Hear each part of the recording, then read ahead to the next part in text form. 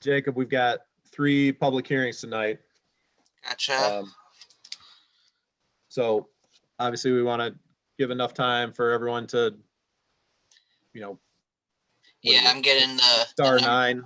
Yeah, the numbers are coming in right now, so.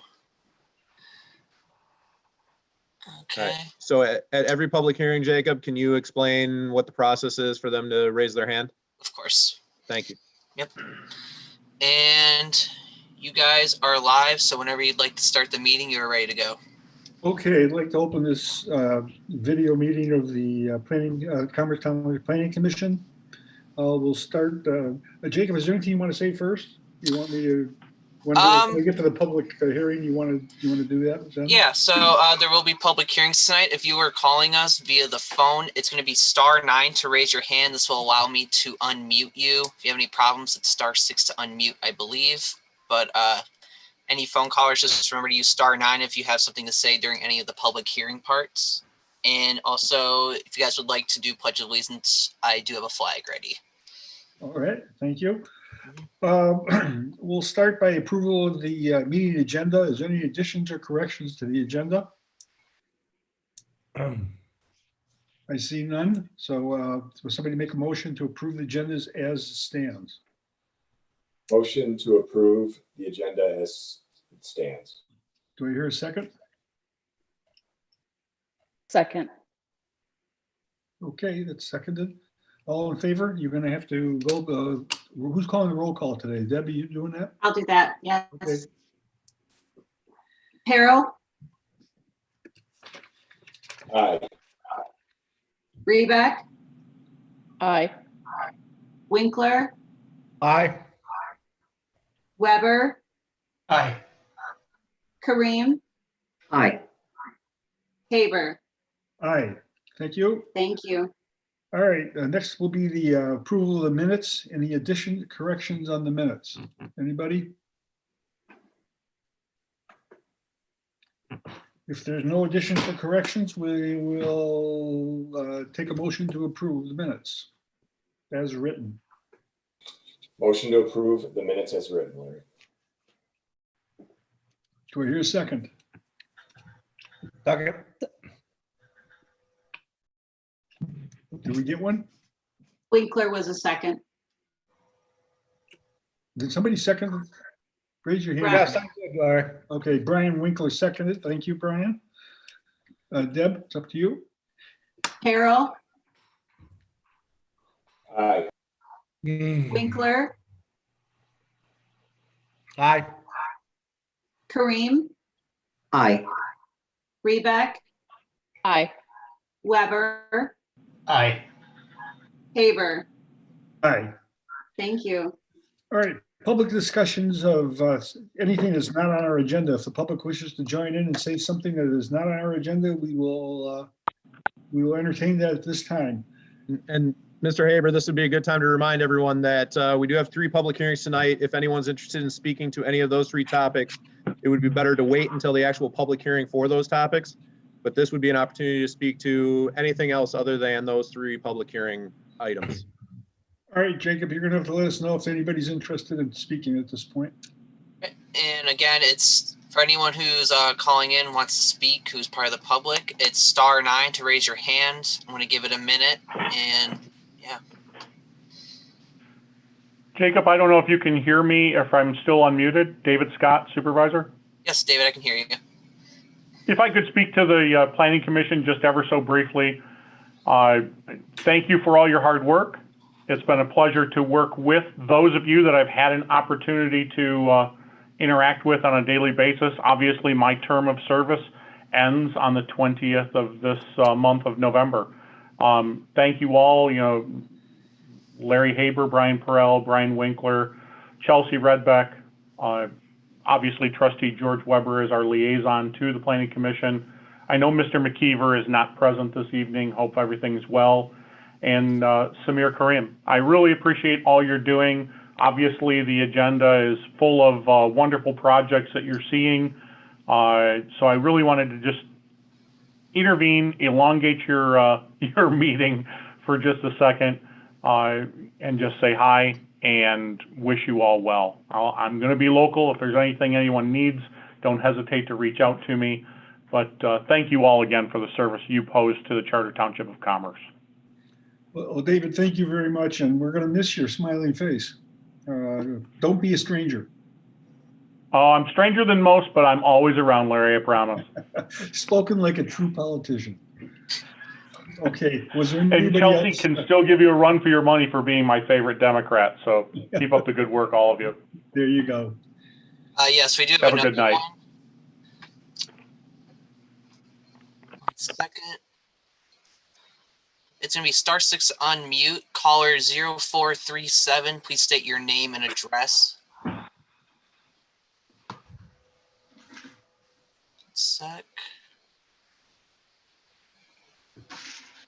Number 0437. It is *6 to unmute.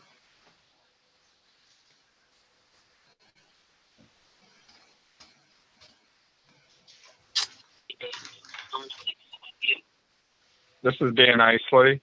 My address is 4691 Camelina.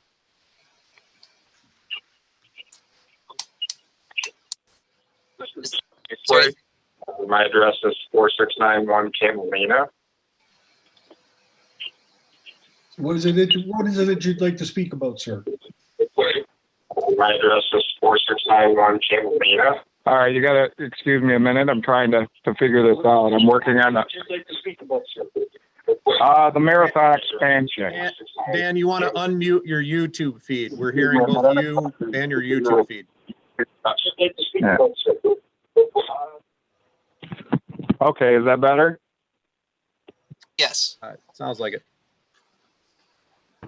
All right, yeah, I wanted to speak regarding the marathon expansion that is Let me interrupt just you for a north of second. my house. Let me Okay. interrupt you for a second. That's not the time to do this. This is anything that's not on our agenda. That particular Okay. topic is on our agenda tonight. So why don't you stand by with your opinions, and we will get to you when the public hearing starts. How's that sound? All right, that sounds good. Thank you very much. Okay, thank you.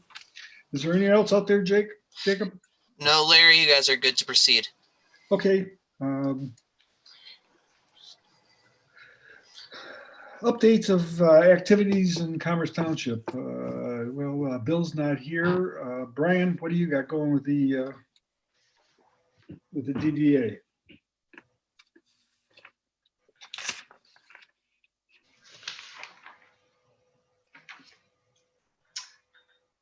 Brian, you're muted. Brian Winkler, you're muted. Gotcha. At the September meeting for the DDA, there are a few items, even though the meeting was routine, there are a few items worth mentioning. And the first is that Barrington, which is the development to the northwest, basically the northwest corner of Pontiac Trail and Martin Parkway, they have 15 buildings up, and they expect occupants before the first of the new year. Wow. And David Campbell has some photos of the large Barrington sign for the roundabout, and he will probably share these with the Planning Commission at some point. Randy Thomas stated that Bruce Akins is expected to attend an upcoming DDA meeting to provide an update on his property on the northeast corner of Pontiac Trail and Martin Parkway. And there was a letter of intent was submitted to for parcel K, which is what we call the orphan piece. And I suspect that Mark Stacy will have information to add regarding that particular parcel after I'm done with the summary. And Goddard Schools is on hold for parcel L, which was the parcel off of Haggerty Road that was part of the Pulte development. Due to a similar facility being built at 13 Mile and Haggerty, Mr. Stacy may also have additional comments on that. And then Monroe Park has put up 12,000 Christmas lights along their side of the Martin Parkway for a very nice holiday display, similar to what they did last year. And we spent a considerable, the DDA spent a considerable amount of time talking about graffiti and vandalism in the tunnel under the Martin Parkway Bridge. And we're trying to come up with some options to improve the security and maybe install some security cameras. And with that said, I would like to see if Mark Stacy has anything else to add. Mark, you want to join us? Yes, sir. Thank you, Brian, for your report on the activities. Parcel K, which we call the orphan piece, is actually on the southeast side of Pontiac Trail next to M5. It's a keyhole entry point for the empty pieces of property over near Rock Road. We were approached by a developer who has an interesting concept that we're hoping to bring to you at the next month's Planning Commission meeting for a conceptual overview. It's certainly a very hard piece of property to develop due to ingress and egress. And if he's able to pull it off and come up with some of the things that we had talked about, like a connection to the rails to trails pathway system, and a beautiful building, it may be something that we would consider. But we'll bring that to you with a little bit of luck next month. Bruce Akins is projected to be back in front of you the first part of the year with his new redesign for his project. So he is moving forward, but in this environment, obviously things are changing on a day-to-day basis. For those of you who are not aware, it does not look as though the theater over by Costco will be reopening. That piece of property will probably be put back into a different usage. From the downtown development side, that could be a positive for Bruce's, assuming we can get back to using movie theaters. Not having that one in play certainly would help our cause. And of course, tonight you're looking at the Towns at Merrill Park, which is a potential Pulte development that we have been briefed on and are certainly excited to see where that goes. With that said, if you have any questions, I'd be glad to answer it. If not, thank you. Okay, George, anything that you would like to add? Well, I have a question for Mr. Stacy, if it's Yeah. before I begin. So Mark, on the Goddard School, if that has not moved at this time, it seems kind of likely that they may not move forward, again, based on the close proximity. Yes, they had originally had approval from corporate. And then when she went back after she spent significant legal fees, corporate turned it down. So as the purchaser was unhappy with Goddard Schools for that situation, but we're not seeing any movement on that right now. Is there any value in us at proactively reaching out to potentially other competitors to Goddard Schools, since we've made the or provided the approval to move forward with a daycare in that location, to see if somebody else might be interested? Certainly something we can look at. We did actually provide Goddard Schools with an updated traffic flow pattern because we don't see 13 Mile and Haggerty being a competitive area for that. I mean, you're not going to drive to 13 and Haggerty to drop your kid off if you live out here. It may only be a couple miles, but you and I both know that's too far for the majority. But yes, we will certainly take a look at that. Thank you for that observation. Okay, so for the Township Board, we've had a couple of board meetings since the last Planning Commission, and there's quite a few items that might be germane to the Planning Commission. First and foremost, I will say that we're virtually finished with the budget. We have a few items that still need to be resolved, and that will be going to the board on Tuesday of next week. But there's been a lot of great work by all the different activities within the township to be conservative in this time of COVID and to make sure that we're protecting all the the primary issues of safety, water, sewer, and infrastructure for the township for 2021. We have approved and moved forward with a new SAD for Lower Straits Lake. There was significant community involvement and concerns by the residents on the way that the SAD was divided up amongst all of the property owners. And we've, with their help, had a public hearing and are moving forward basically with a formula very similar to what it was back in 2015 for the next 2 years. When this SAD is expected to expire, and then we'll be working with the associations and the residents on a new SAD after 2022. The Benstein water main project is moving forward, so we are moving forward with fair property values or fair market values for the easements for approximately, I think it's 9 owners that are not the township. So more on that, and hopefully that will begin, I think, and Jason might be able to correct me, but I think it's the springtime that that's expected to move forward. Mr. Stacy provided us some insights that the theater might not open at 14 Mile.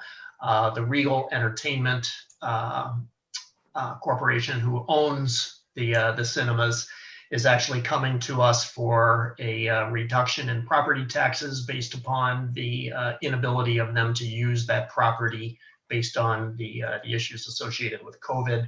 So we as a township are having our own appraisal done so that we can, again, get fair market value for what we believe the taxable value is for that piece of land. There are 2 property strategies that are going to be moving forward with subcommittees. Township owns approximately 140 to 145 parcels of land. So a subcommittee comprised of Mr. Campbell, Mr. James, myself, Treasurer Phillips, and Trustee Sovol will be looking to develop an overall proposal for the board on what we should do with each of those parcels. Everything from keeping them for green space to parcels that are in the middle of a subdivision, looking to sell those to an adjacent property owner or somebody else. So basically identifying and making a proactive recommendation on each property that the township owns, so we have it documented that a clear decision has been made. A related subject, there will be another subcommittee formed to help us move forward with the 8585 PGA Drive building. There are still a couple of tenants that have leases that go for more than a year that will need to understand how to move forward with those leases. But more importantly, it's doing a needs analysis. So if we are going to move the sheriff's substation there, we need to understand exactly what improvements need to be made to that building, and conversely, what we need to do with the existing space over at Fire Station number 4 on Glengarry once the sheriff's office moves out. Supervisor Scott and Jay James have been working on a job description for a new position within the township for a code enforcement officer, position that we presently don't have, or should say that Jay James is fulfilling that in addition to his numerous other responsibilities. So we'll also be taking a look at that as a board and making a decision on that.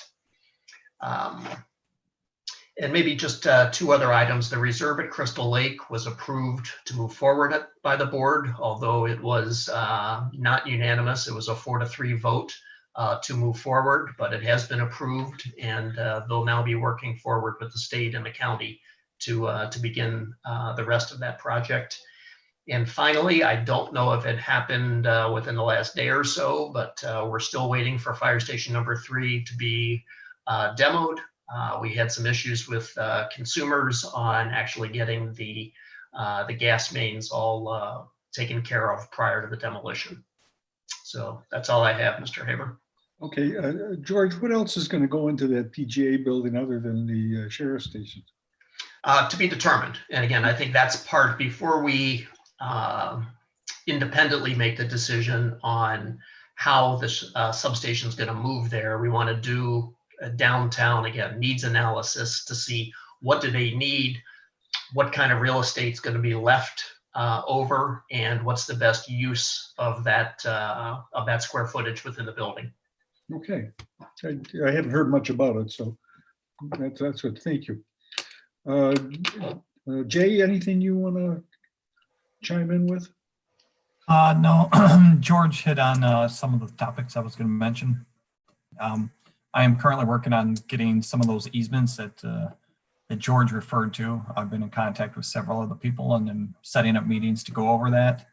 The building department is plans being submitted is starting to slow down, which is common this time of year. But everybody that has a permit is in a rush to get what they have buttoned up before the snow flies, which, you know, by today you would think that's never going to happen, but it'll probably be next week. So everything else is running relatively smooth. And if you guys got any questions, you know, always feel free to give me a call. Okay, Jason, anything from you from your? Just update Newton Road started today. That's the force main that goes through up Newton Road into Dodge 5, through Dodge 5 over to the pump station across from the 7-Eleven. Peninsular Park SAD is finishing up. And this past Saturday, there was about 50 volunteers from the Michigan Green Industry Association out at Dodge 5 by the Scarlett's Playground.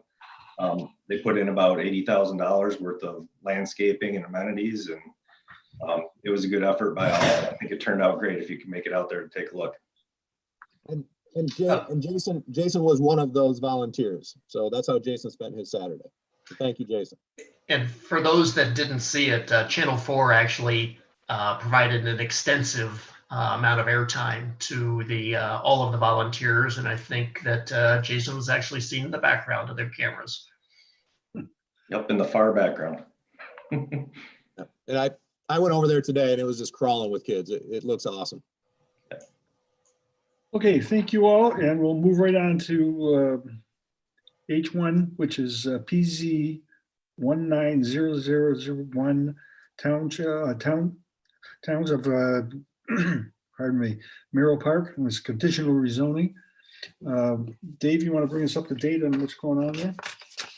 I will. I first want to mention that we're going to have a public hearing for this project, and then we're going to have a public hearing for the subsequent two projects, the expansion of the Comcast facility on North Commerce Road, and then the expansion of the Marathon Station on West Commerce Road.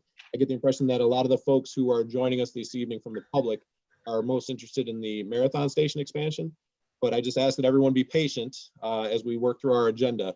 The reason the Marathon Station is number 3 is we take these projects on a first come, first served basis. And so Pulte was the first in the door, and then Comcast was behind them. Secondly, Marathon's project leader, their engineer, Mr. Powell, is actually on another meeting with Wolverine Lake Village right now. And so he asked us, could we please hold off on his client's project and keep it third on the agenda so that he can get through his other meeting, Wolverine Lake, and then join us at this meeting for the Marathon Station project. So I ask that everyone from the public be patient as we work our way through the tonight's agenda. The first item, as you mentioned, Mr. Haber, is a conditional rezoning of the petition submitted by Pulte Homes for the property on the east side of Martin Road between Oakley Park and Township Drive. If I can share my screen, Jacob. Yep, you should be allowed to. I share screen. It's just easier if everyone can see the property that's being considered. So this is the property that Pulte would like to conditionally rezone. Can everybody see my screen? Yep. So this is right across the street from Township Hall. This is a former driving range in this area here, and there's an office building out front. This property is about 16 acres. Pulte would like to demolish the existing office building and redevelop this property with an attached townhome product. A total of 103 townhomes clustered together in 22 groups of buildings. Those buildings would range between, I think, 2 and 6 townhomes per grouping. If I have that incorrect, I'm sure that the developers team is going to correct me when they make their presentation. The site plan that I want to pull up and go back to sharing my screen so that everyone from the public can see the site plan. would lay out like this. As I mentioned, 103 attached units on a horseshoe drive with a boulevard entrance coming off the east side of Martin Road, looping around the property and back out to the boulevard entrance. The boulevard entrance being the only point of public access. There would also be a gated emergency access with a private road to the north. This is Ridgeway Court. This is part of the Pinewood Industrial Association, of which this property is part of that association. So Pulte does have the ability to utilize this private road. It is a gated access, so only our emergency responders would be able to use that access. The property is currently zoned TLM, Technology and Light Manufacturing, and that is not a zoning district that typically would allow a residential product, or in this case, an attached residential product. However, the property is also within what is designated on our master plan as our town center special area plan. And so what Pulte is proposing to do is conditionally rezone the property to bring this particular property into what we call the town center overlay. So all the properties to the south of this property, including the Merrill Park development, including Township Hall, including the assisted living facility, the Mr. Akins 5 and Main project, all of those are within the town center overlay. And what Pulte would like to do is take the boundary of that town center overlay and extend it one property further north to encompass the subject property, so that they would then have the ability to develop it residentially. As I mentioned, they are proposing to do this as a conditional rezoning, which you as a planning commission are well aware is Pulte essentially asked us, please give us the zoning that we would like. And if you do, we promise to build this and only this. In this case, the product being the attached townhomes that we're discussing. The site plan that we just looked at briefly would be what we call a conditional rezoning plan. And that conditional rezoning plan would be an exhibit to a conditional rezoning agreement. A conditional rezoning agreement would be a contract between the township and Pulte Homes, laying out the terms for the conditional rezoning. And it's a binding agreement that would be signed by both parties and recorded at Oakland County, contractually binding us to this particular project. Procedurally, what happens for a conditional rezoning is, like any rezoning, it goes to the Planning Commission for a formal public hearing, which is part of what we're doing this evening. And then the Planning Commission is prepared to do so. They will make a formal recommendation to the Township Board. The project would then proceed to the Township Board, potentially as soon as the Township Board's meeting next week. I know that's what Pulte would like to have happen. And the Township Board would then have the opportunity to make a final decision on the conditional rezoning. If the Township Board does approve the conditional rezoning, then Pulte would come back to the Planning Commission in the near future with a fully developed site plan. The fully developed site plan would be a much more fleshed out version of the conditional rezoning plan that you have in front of you this evening. So it would include more details on the landscaping, more details on the engineering, the lighting, the building materials, and so forth. But the intent would be that the site plan would be very consistent with the conditional rezoning plan that's being considered this evening. The product that Pulte is proposing is the same product that they're building elsewhere. I think the nearest location is in the city of Novi, on the west side of Novi Road between Grand River and, 10 Mile, just south of the Novi Railroad Track Bridge. They're building this same product. And so if anyone from the Planning Commission had an opportunity to go look at what they're building and people are already occupying in the city of Novi, this would be very comparable with what they want to do here in Commerce Township. It's worth mentioning that while this is an attached product, it is an owner-occupied product. It is not it's not a rental unit. So these would be owner-occupied units. Every unit would have its own two-car garage, entered at ground level, of course, with a stairway going up to the living space above. The units would be a mix of 2 and 3 bedroom units, and the conceptual floor plans were included with the Planning Commission's agenda packet. So again, part of what the Planning Commission will do this evening is open and close the public hearing for this particular project, this conditional rezoning that Pulte is proposing. And then if the Planning Commission is prepared to do so, they would have the option to make a formal recommendation to the Township Board. I know Joe Score from Pulte and Bill Anderson from Atwell are with us this evening. I know that Bill wants to make a presentation on their own behalf. So I will hand it off to the developers team unless the Planning Commission has any questions for me before I do. Okay, who will speak first? I will. Bill Anderson. Bill Anderson, name and address. Good evening, Bill Anderson. I'm with Atwell LLC. My address is 311 North Main Street in Ann Arbor, Michigan. Proceed, Bill. If I can share the screen, I'd appreciate it. I will Full. There you go. Again, welcome. I appreciate the time to be here. I'm also, as mentioned, we're the engineers and planners on the site, and Joe Score, Vice President Pulte Homes, is also here. We're here tonight to propose this conditional rezoning plan and a draft agreement, which I think you have. As you may recall, we were here just over a year ago presenting the very similar project to you guys in September of 19. And then we've had our since then we've had our preliminary conference with the staff and township residents. We had some logistics we had to work out, and now we're back moving forward again. But you have seen this, and we thought we had a pretty favorable response from you. Since you saw it last, we've added a couple things. We added the boulevard entry off of Martin Parkway, and we made the emergency access to the northeast, the Ridgecourt Way. So as mentioned, here's the plan tonight. I'll just briefly go through it with you, and we'll be back again with a more detailed site plan. As you all know, we think it's a pretty good townhome site. We're near local shopping, restaurants, and amenities. We're just north of M5, and we're near the Commerce Township Center area. So we think some density, residential density in this area makes a lot of sense, as we think you do, in accordance with your master plan. It also offers a nice little transitional zoning property between the industrial to the north and some single family immediate to the south. As David indicated, this is kind of the existing property. This existing property it's got mostly vacant office industrial building, about 35,000 square feet on the property. Again, we're zoned technology light manufacturing over there on the left, and the future master plan, we're in the Commerce Township Center District. So we want to be included in the Commerce Township Overlay District, and we think that would come in conformance with your master plan there. Again, a little expansion on our project. Here's our site. We are looking at restricting to 103. They're 2-story townhome units for sale. We have a density of 6.6 units an acre, which is under your RM zoning district, so it's an appropriate zoning.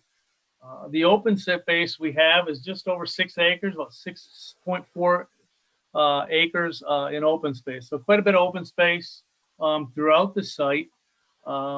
We have significant buffers. We have a large buffer to the industrial to the north. We'll have a significant landscaping for our residents there.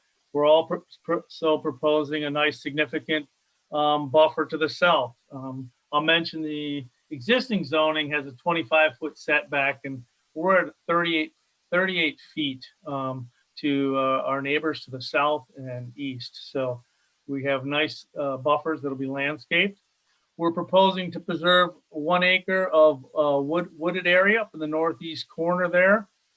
And we're proposing a nice, as David said, we have a nice loop road that goes through here, coming in off a nice boulevarded entry.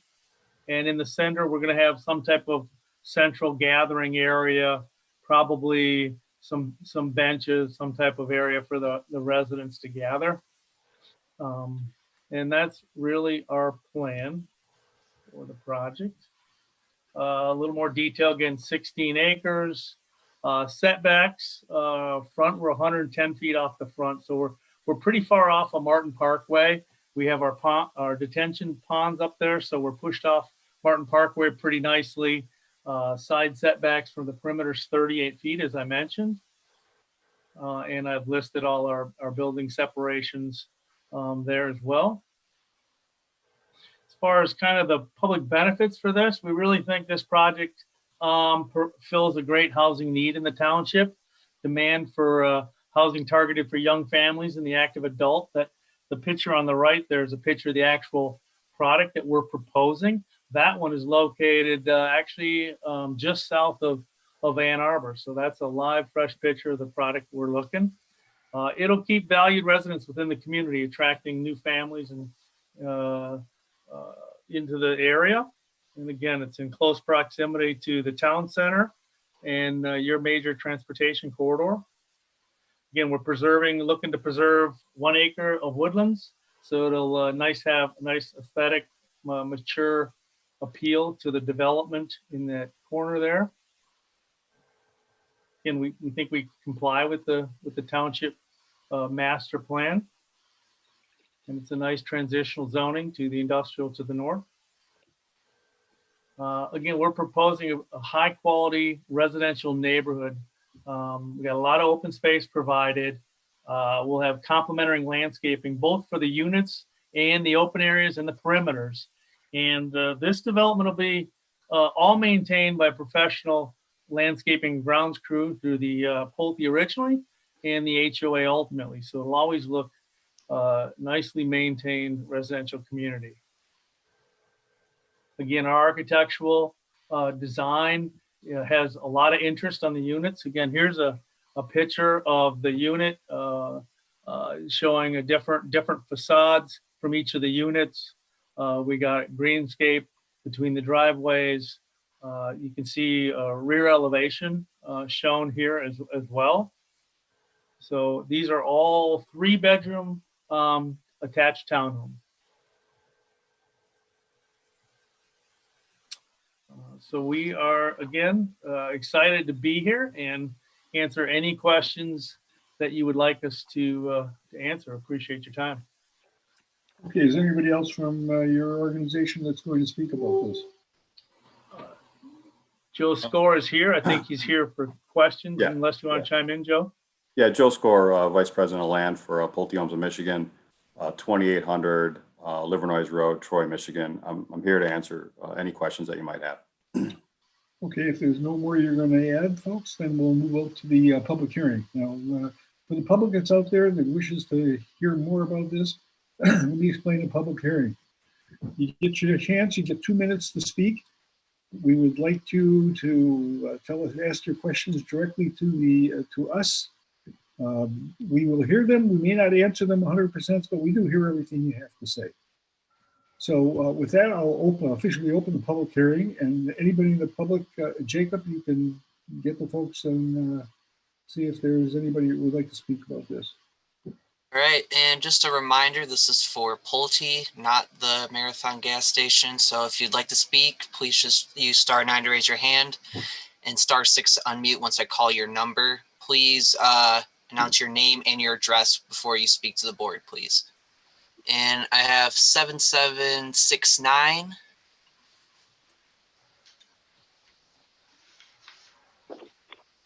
And you're on, caller. Yes. It's Todd Bacon with Hercules Equipment. Go ahead, Todd. Thanks, Larry. We are at 2760 Ridgeway Court. So the back of our property backs up to the development. And looks like a really nice plans. We would just like to express a thought that it is an industrial park. It's very noisy. We also have paint and particulate that goes through the air. And we would just want to make sure that, the developers know that, we don't want any future potential problems of trespassing taking place of the paint particulate or the noise. And we just want to make sure that with the zoning changes that, we're not going to have any future problems and the people that move in are aware of it. I also want to mention that we recently had a meeting with Pinewood, and we're contracting with DTE to put some power poles in the north east corner of the Pulte plans. And that's all I have to say. Thank you for your time. Thank you, Todd. Okay, Jacob, is there anybody else that wishes to speak? We have one more. Looks like Scott. I'm going to unmute you now. You're on. Okay, can you hear me? Yes. All right, so I'm Scott Leibovitz with Ariel Enterprises, 29355 Northwestern Highway, Southfield, Michigan. And I manage 2 properties in the area, 3160 Ridgeway Court and 3175 Martin Parkway. And just wanted to make a few comments on the proposed development. Scott, you have 2 minutes. All right. My only concern, the primary concern, I also agree with Hercules, obviously, the industrial zonings being encroached upon, but I think we can live with that. My biggest concern was having access onto Ridgeway Court. And I did hear in the presentation that that would be only emergency access. So as long as that is maintained, that was our primary concern, that Ridgeway Court access would be open and used generally, regularly by the public coming in and out. Is there anything else, Scott? No, that's it. Good. Well, thank you very much. Appreciate your input. Jacob, do we have anybody else? Nobody else, Larry. Okay, with that, I'll close the public hearing. Oh, and- wait, we actually do have someone. We have Brian Abbott who would like to speak. Okay, go ahead. Yeah, thank you. I also work with Hercules Equipment, and I just wanted to reiterate, for us, our main concern is just that there is there's no issue that we're running into with running our business and any effect that it may have on the residents. Obviously, that is our core concern, is that we're able to continue to operate our business as is and not having any future potential issues with the residential area because of it. So I just wanted to reiterate what Todd Bacon also stated earlier. Well, thank you very much. Brian. Thank you. Jacob, anybody else? No, sir. Okay, then I'll close the public hearing and we'll open this up to the planning commissioners. We'll start with Brian Pirro. Any additions, corrections, anything you'd like to say? Thanks, Larry. You know what, this came before us, like the petitioner mentioned a year ago. I like the use. I think they got a good product here. There were just a couple things that I wanted some clarification on, and David, feel free to stop me if these are items that we should be dealing with later on in the process. But there are a couple notes here in regard to garage doors and the brick covering, and I was just wondering if I could ask the petitioner. There's a mention here of your Novi project, and I have to apologize, I didn't have a chance to go out there, but how would the brick covering of the sides of the buildings and the rear of the buildings compare to your Novi project? The amount of brick. So we're proposing a wainscot brick for the sides and rear, which is roughly 3 to 4 feet of brick.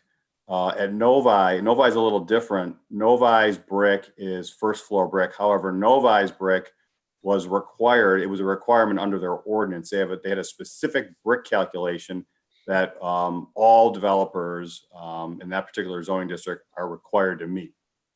So that's the difference between the two. Okay, I appreciate it. I obviously like the look of the brick. My only other comment, I don't know if it's just the rendering, but to me the garage doors kind of stuck out. They're very white. You guys have a great design team. I'm sure you know what you're doing. I think it would be nice if we could put windows in the garage doors. I think that'd be a nice look there. But other than that, I'm good with everything else, Larry. Thank you, Brian. George, any comments? I have a couple, but first maybe for Mr. Score, just to comment on what we heard during the public hearing. So specifically those that are on Ridgeway and concerns they have based on the use of their properties, noise levels, potentially odors if it's associated with paint going on.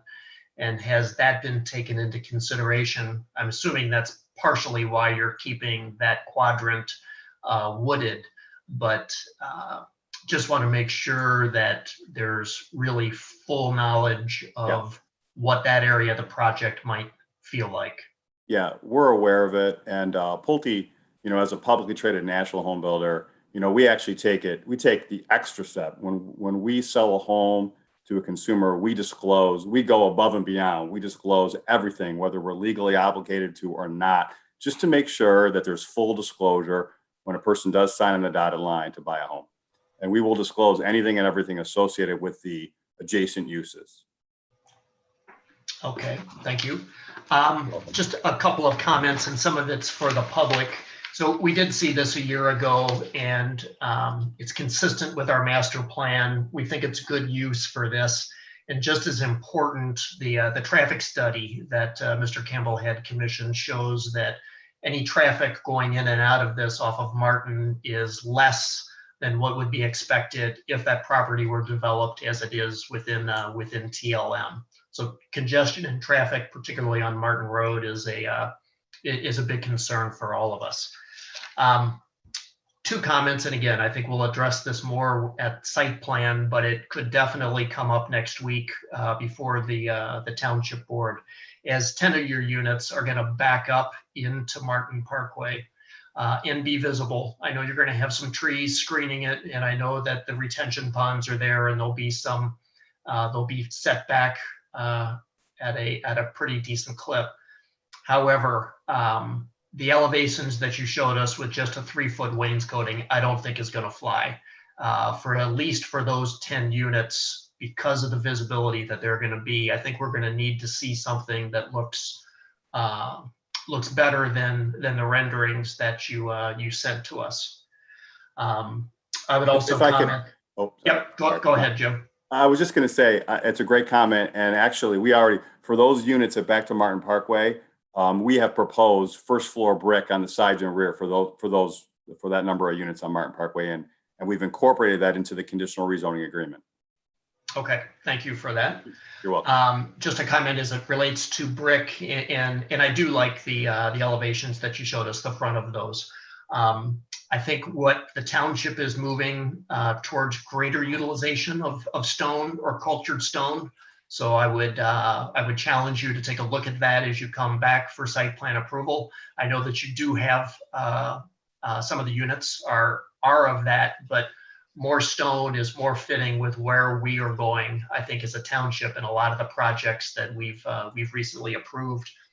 And the final comment I had was maybe a little similar to where Mr. Peril was going on, something to make the garage doors a little less looking like a plain vanilla garage door, but also the way the driveways are set. I know the original elevations you showed us basically just had stone or mulch in between the driveways. You've now put grass there.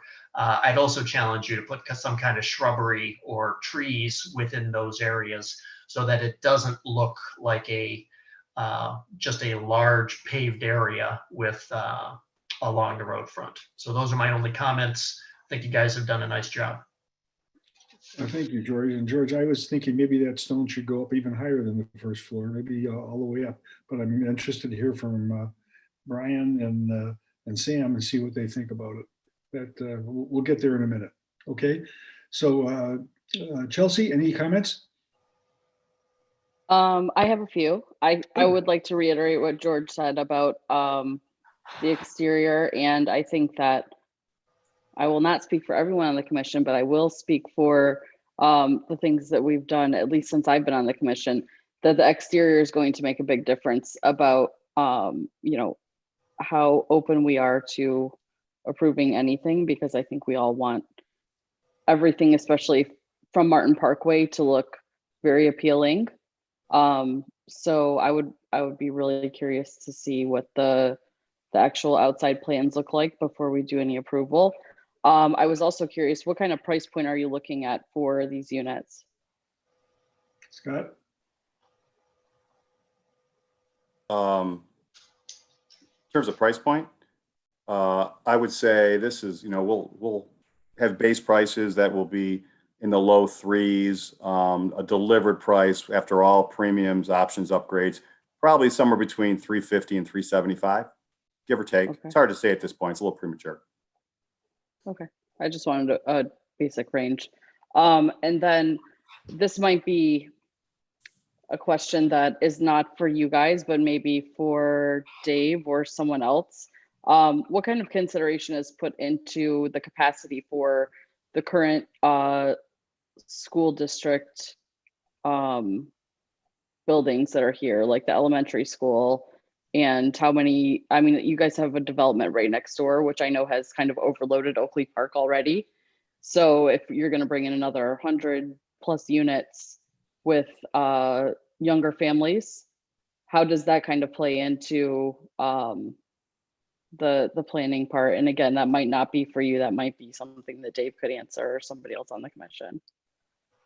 Well, I'll take the first stab at it, and then I don't know if Mr. Score or Mr. Anderson want to, chime in with kind of where the market is for this particular product and whether it's a market that's going to draw school-age kids. I know that the township does have regular conversations with Walled Lake School District, and particularly Bill Chatfield, who's their operations director. I just had Bill on the phone the other day. And while we didn't speak specifically about this project and what sort of additional increase this project could put on their capacity, we did talk more broadly. And what I heard from Mr. Chatfield was that Walled Lake Schools is pretty comfortable with where they are right now in terms of enrollment and their capacity to serve their kids. I wonder too, and this is me speculating, but I wonder if COVID kind of puts a bigger question mark on school districts in general, as far as what does learning look like, 5, 10, 20 years from now, and what is how does the school function based on everything we learned from COVID. But given that there's 100 units here, I might be interested if Mr. Score has any sense of those units, how many could reasonably be anticipated to be families with school-age kids. My guess is that based on the conversation I had with Mr. Chatfield, it's not going to be a big enough number that's really going to tip the scales one way or the other to how Walled Lake Schools looks at future enrollment and reaching capacities at any other facilities. Yeah, and maybe not this specific neighborhood, but as we go through and approve more and more things, at some point I think there is going to be some change in that aspect. So I was just kind of curious how that plays in, since I'm new here. Anything else, Chelsea? Chelsea, was there anything else? That's it. That's it. That's good. Sam, any comments? Yeah, well, I'm looking at the site plan right now, and I do like it. I like that open space at the middle of the site plan, at the middle of the unit. And regarding the elevations, I like the individuality for each unit the way it is. I wish that we can have the same impression for the units on the back, which is especially the one which is facing Martin Road.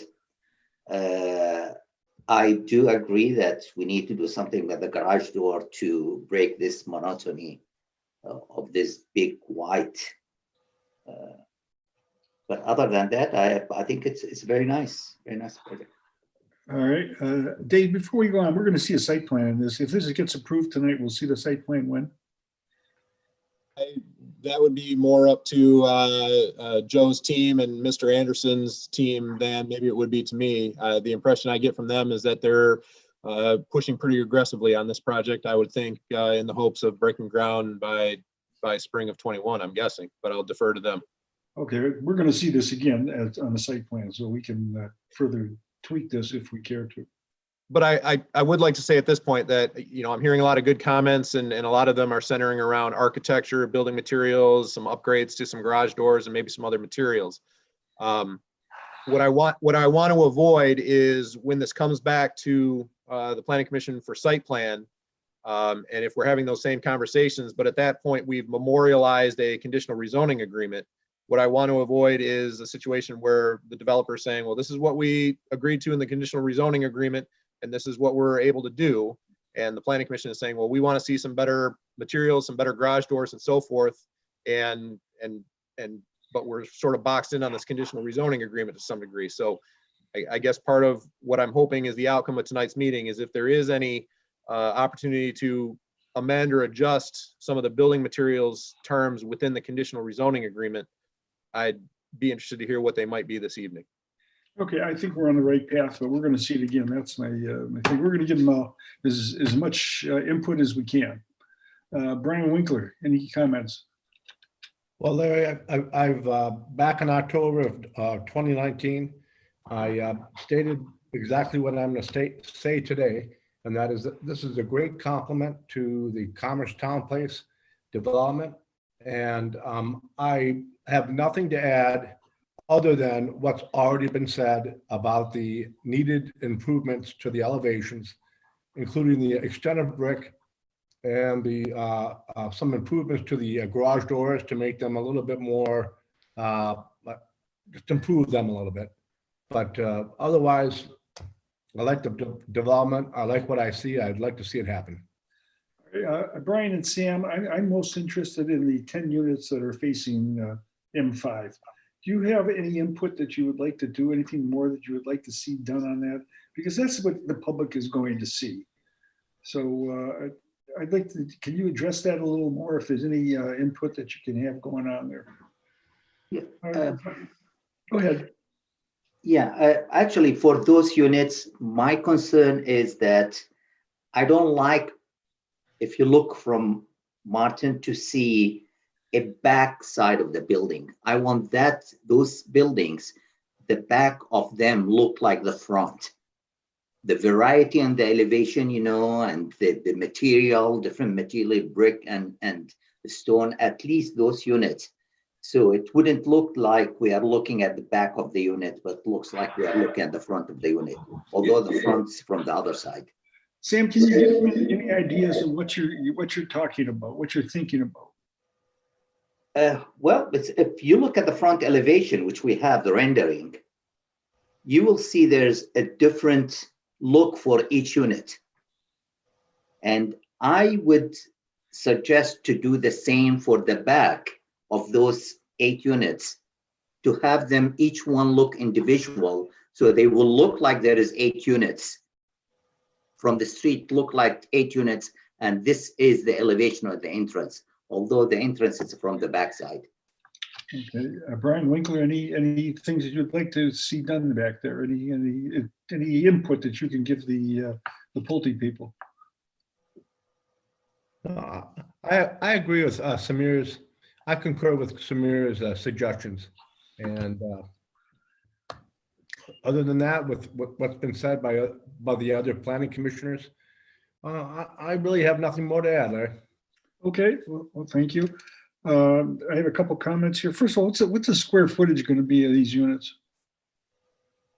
So the base square footage is approximately 1,860 square feet. They, you know, with structural options based on consumer preference, they may go up to, you know, a max of 2,100 square feet. Okay. You on your plans, you're showing that there are sidewalks? That's correct. Okay. On the north part of the first street that you enter, I don't know, there's no names on this, but it looks like there's a stub going into there. Is that a stub, or is that just an end of the street and it's not going to connect to anything else? That's Ridgeway, Larry. Yeah, Ridgeway. I want to make sure it's not going into Ridgeway. There's only 2 entrances. There's a temporary one or an emergency one and the main entrance. But I want to make sure that we understand that that's not going to go through. That's correct. Yes. It's just Okay. a turnaround for that one end unit. If I may, Mr. Anderson, so if you look closer to the Martin Road side, there's, I think what are meant to be 2 backing tapers at either the north and the south end of the development, so that the units to the far north, the units to the far south have the ability to back out of their garage and have a taper. Mhm. And I wonder if that's what Mr. Haber is seeing, might have the look of a road stub, and I don't think that was the intent, but correct me if I'm wrong. No, that's right. You're saying it right, David. Nope, I just want to make sure that there's no connection to Ridgeway. That's correct. Okay, I like your plan. I like every the comments that you made here. My biggest concern is the 10 units that face Martin Parkway, and there's going to, and I want you people to understand up front, because I don't like things that are not set up front, that when you come back with this site plan, that we expect to see something more improved. And I'm not 100% sure what it is. I'd like to see maybe more vegetation there, more trees, maybe the brick going all up to the top, maybe some design on that. But I want to be upfront with you, saying that when it comes back, if it's not to our liking, we may not approve that, because that is there's a lot of cars that go back there, by there every day. So do we fully understand that? We do. We do. That's what I wanted to hear. That's a good thing. That's a good thing. We do. Okay, that's all the comments that I have. The elevations in the front, I like what you've done. They're different. They're not all lined right up. The garage doors, I hope we can get some agreement on that. The rest of it, I like. I don't have a problem with it. I think it's a nice thing to do, and I think it's going to work out well.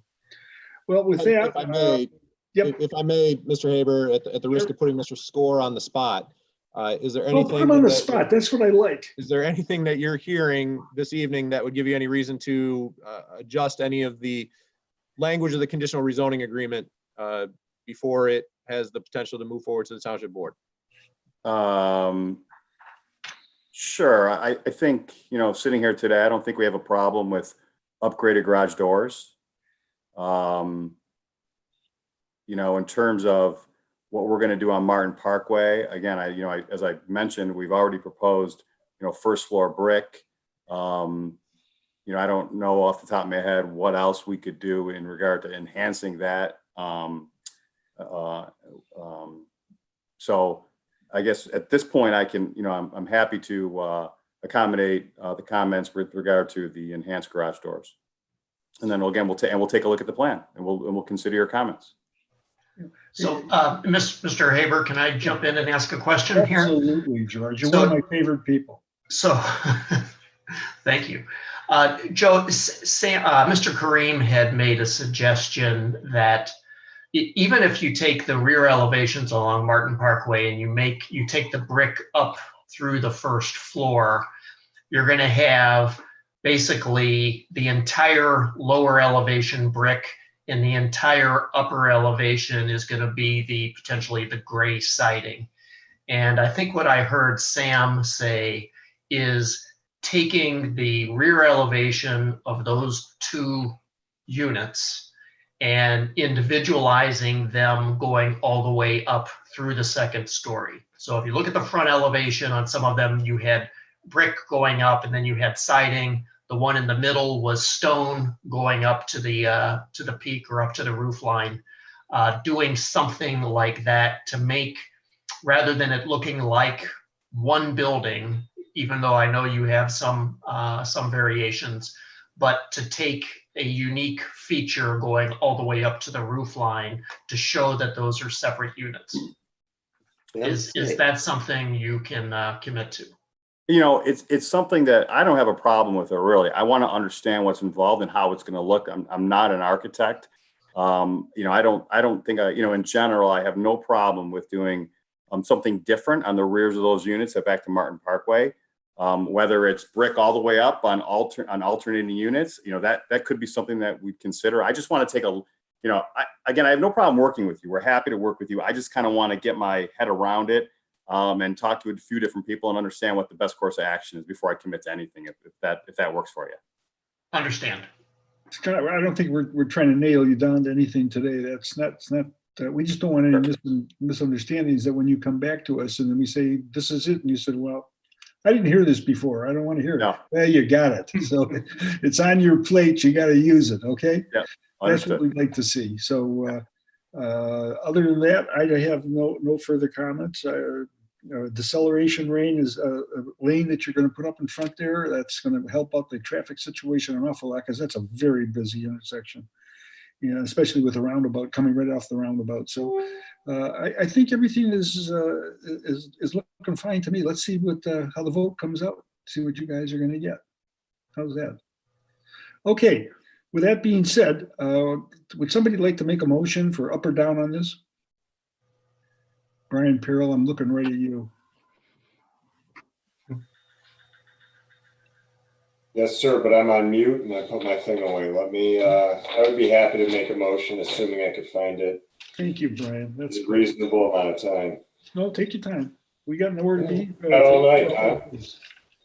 So I'm reading I'm going to make a motion to recommend the Township Board approve PCZ 190001. A conditional rezoning petition by the Pulte Group of Michigan, LLC, for the development of owner-occupied attached townhome condominiums upon 16 acres of land on the east side of Martin Road, south of Oakley Park Road at 3144 Martin Road. The property would be conditionally rezoned from TLM to from TLM, Technology and Light Manufacturing, to TLM within the Town Center TC Overlay District. The Planning Commission's recommendation is based on a finding that the conditional rezoning petition meets the applicable criteria within Articles 3 and 36 of the Township Zoning Ordinance and meets the intent of the Commerce Township Master Plan. This recommendation of approval is conditional upon the 2 recommendations in the Planning Director's report. And David, are there any other conditions we have to add? Are we adding anything about the working on the building elevations on Martin Road or anything with the garage doors? Is now an appropriate time to do that? I want to believe that the Planning Commission's intent of working with Pulte on some upgrades or some alterations to the building materials and the elevations are encompassed in this motion language.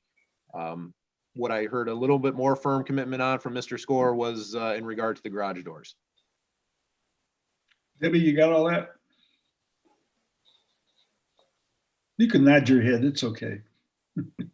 Sorry, I was on mute. Yes, I do have that, Larry. Okay, we have a motion on the floor. We need a second. Is there a second? Anybody? Second. Okay, who is that? George. George. Thank you, George. Debbie, it's to you. No other discussion? No other discussion. Is there any more discussion? Let's ask. Is there anything, before we go on, is there any more discussion on this that the commissioners would like to say? Apparently not. Okay. Harold? Carol? Weber? Aye. Rebeck? Aye. Kareem? Aye. Winkler? Aye. Haber? Aye. There you go, Thank guys. you. It's passed. We're looking forward to you coming back and making some of these changes that we would like, and hopefully we can get it all worked out for you. Thank you for coming down. Thank you very much. Thank you for your time, everybody. Thanks. Take care. Okay, moving on, this will also be a public hearing.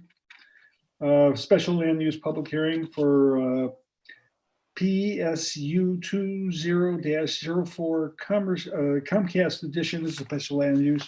Dave, you want to address that? Yep. Cool. Oh, sorry, Dave. Oh, go ahead, Jacob. I just wanted to remind everyone for public that it's *9 if you want to raise your hand. Sorry about that. No problem. Thank you, Jacob. So the reason Jacob mentioned that is the next proposal on the agenda is also a public hearing. This one's a public hearing because it is an expansion of a special land use. So Comcast has a facility on the east side of North Commerce Road at 1100 North Commerce Road, between Wise and Commerce Roads. And they are proposing to expand that facility. The property is zoned R1C, and a public utility facility in a single family zoning district is a special land use. So Comcast is proposing to expand on a special land use. The expansion would entail adding a 2,200 square foot building to the existing building that they have on that site. I will pull up that site here so everybody has a sense of where we're talking about. Works. So I hope everybody is looking at this area here. Okay. So this is the Methodist Church across the street. Is that United Methodist? Paula, I'm asking you, is that United Methodist? We'll assume it is. Thank you. So Comcast facility is kind of tucked back here in the woods. I bet most folks who drive by here don't even recognize that it's there. If it helps to get your bearings, this is Commerce Elementary School here with their track and so forth here. So if I can zoom in a little bit. So this is Comcast's existing building. This is their broadcast tower. Broadcast tower would not be altered. What they want to do is add a new 2,200 square foot building on the north side of the existing building. As I mentioned, because the property is zoned residential and a public utility facility is a special land use in a single family zoning district, This requires special land use approval for an expansion of the use. And because it's a special land use expansion, it also requires a public hearing. I'll be surprised based on the phone calls we've got at the planning department the last few weeks. We haven't heard a lot of questions on this particular one. So I'll be interested to see if there's anyone from the public who has any questions about it. I know Comcast team is on the line, and I know they can speak more intelligently than I can about what the use of the facility is. My understanding is this building would house some fancy servers that need to be in a temperature controlled facility. So that's why on the side of the building, you see these climate control units. The building itself would be a block building. They're proposing to put face brick on the west side of the building, which would be the side facing North Commerce Road, so that it's more of a aesthetically appealing view for anyone passing by. Although again, it's a difficult sight to see given the existing vegetation out there, and that existing vegetation Comcast is going to keep in place. They are going to add some new landscaping, some new arborvitae to help screen the addition. One of the questions noted in the planning department's report dated November 4th is that they are not proposing a sidewalk along their frontage, their 600-ish feet of frontage of North Commerce Road.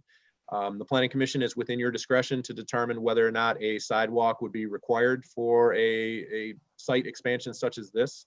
As discussed in the planning commission's letter, it is in the township's non-motorized master plan to someday have a sidewalk or pathway along the east side of North Commerce Road that would then wrap around Wise Road to the north. But for now, the 600 feet of frontage that Comcast has, if they were required to put in a sidewalk or a pathway, would be a dead end sidewalk at both the north and south ends, and would also require eliminating or removing a lot of the vegetation that exists that is serving to screen the site currently. So the planning commission has the option to consider whether they would require that sidewalk.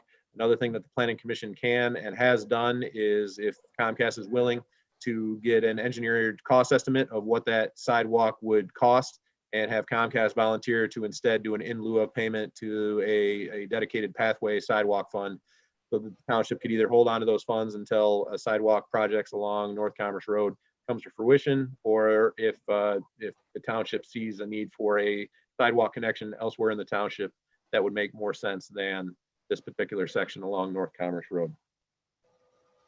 So mention again that we are obligated to open and close the public hearing. Comcast did put their sign out in front of the property announcing to the public that a special land use expansion was proposed. We did publish in the Oakland Press that there was a public hearing. Every property owner within 300 feet got a letter.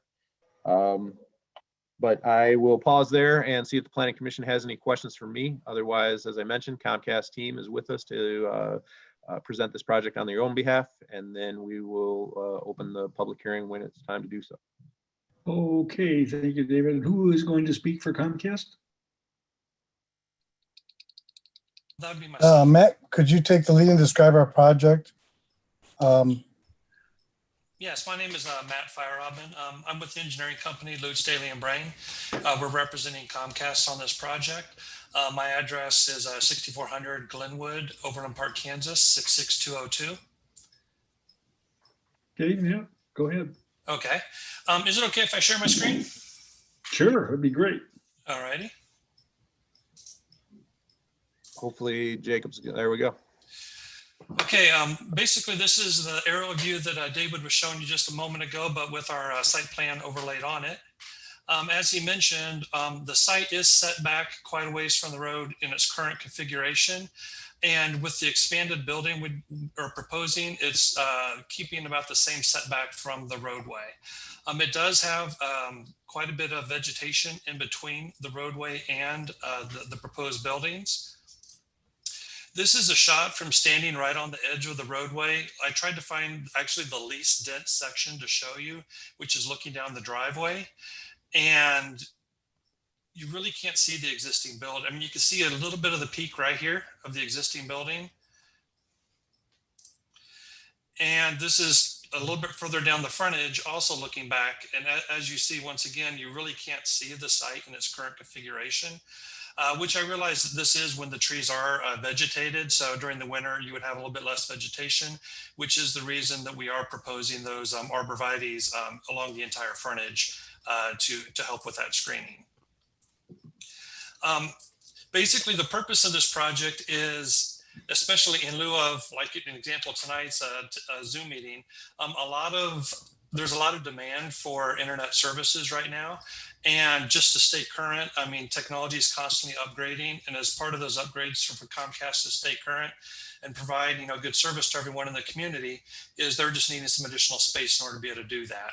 And as part of doing that space, they need additional rooms for it's basically a room full of servers containing computer equipment, which generates heat. Hence, as David was mentioning, the need for the air conditioning units on the sides of the building, which is basically what these are showing here. The top view is the frontage of the building, which we're proposing putting a white brick, the full height of the building. The proposed building is from the cursor here on my hand to the left. The existing building is here on the right. The existing building currently has a siding material on the frontage. So to provide a uniform frontage to the roadway, we propose taking that siding off and just going uniform brick across the entire frontage. We plan on getting the HVAC units in it's called a light gray color, very similar to almost off-white, to try to once again blend in with the white of the building. With the rest of the site pretty much being screened from trees to the north and to the east, we were proposing a split face block on those two sides because they're really not facing the frontage of the building, which is kind of the view you're seeing down here, with the intent for it to have a white tint as well, to once again kind of match the overall character of the building. That being said, that's the project and our intention. We're going to be also installing some backup generators on the site.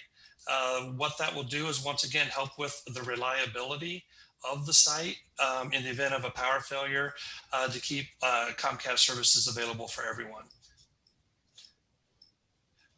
Are there any questions I can help with? Yeah, Matt, can you show me on that map where the air conditioning units will be on the east side?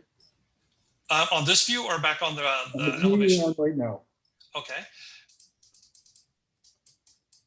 These white spaces you're seeing here, those are the looking down on top of the HVAC units, and they're mounted to the side of the building, and then they're also on the west side. So there's 8 in total. 8 of them. Oh, okay, thank you.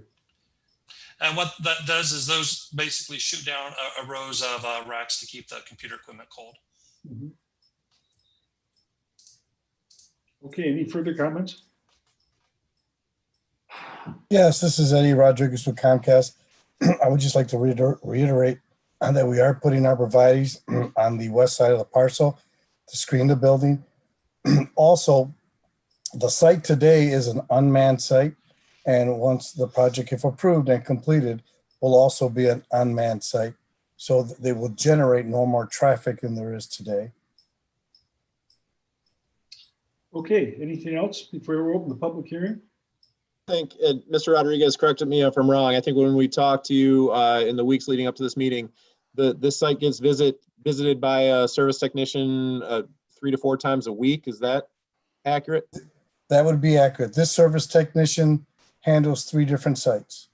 So he bounces from Walled Lake to Waterford. And then West Bloomfield. So that's a true statement. So for the benefit of the Planning Commission, not a very highly trafficked facility. Okay, thank you. So let's officially open the public hearing. Again, I will tell the public if they wish to speak, you have 2 minutes. And we'll hear your comments. We may not answer them all, but we definitely do hear them, and we analyze them. So with that, the public hearing is open. Jacob, do you have anybody that's interested here? Yes, I have a Sarah Henderson who would like to speak. One moment. That would be great. Let's hear from Sarah. Hi, gentlemen, ladies and gentlemen. My concern with this project is that the image doesn't show south of the existing facility, and south of the existing facility is what we pride ourselves as the village of Commerce Township. very next to that is the historical mansion that our kids took field trips to.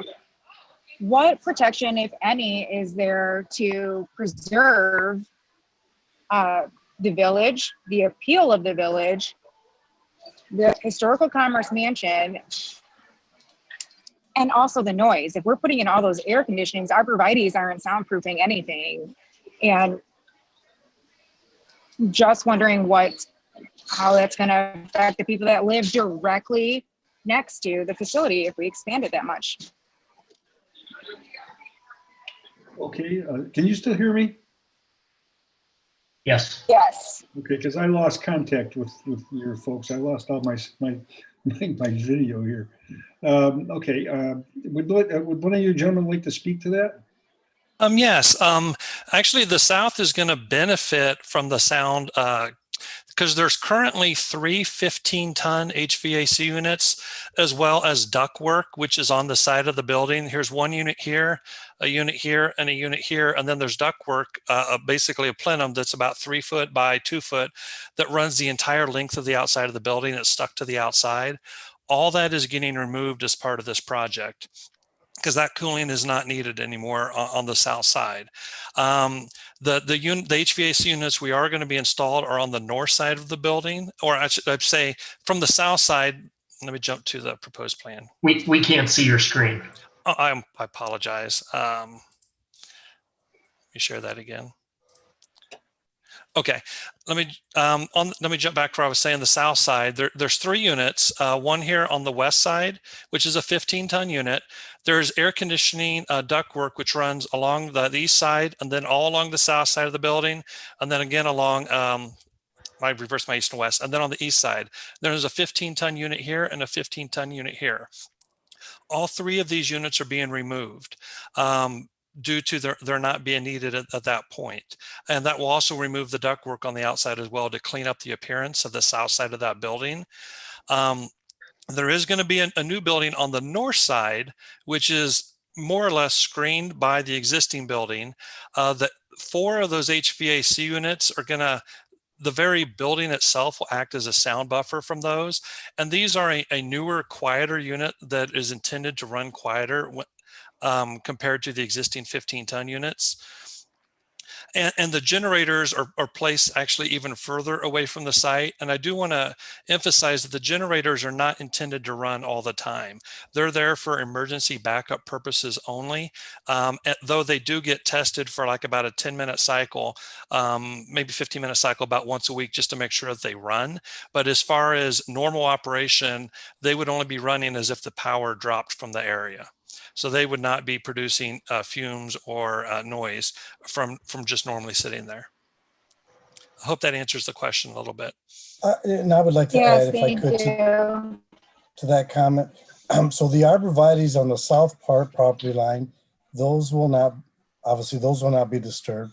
And what Matt indicated is we are removing 3 15-ton units, but we're not operating the 8 10-ton units on the addition. We will be running 4 of them to cool the building. The other 4 are redundant units.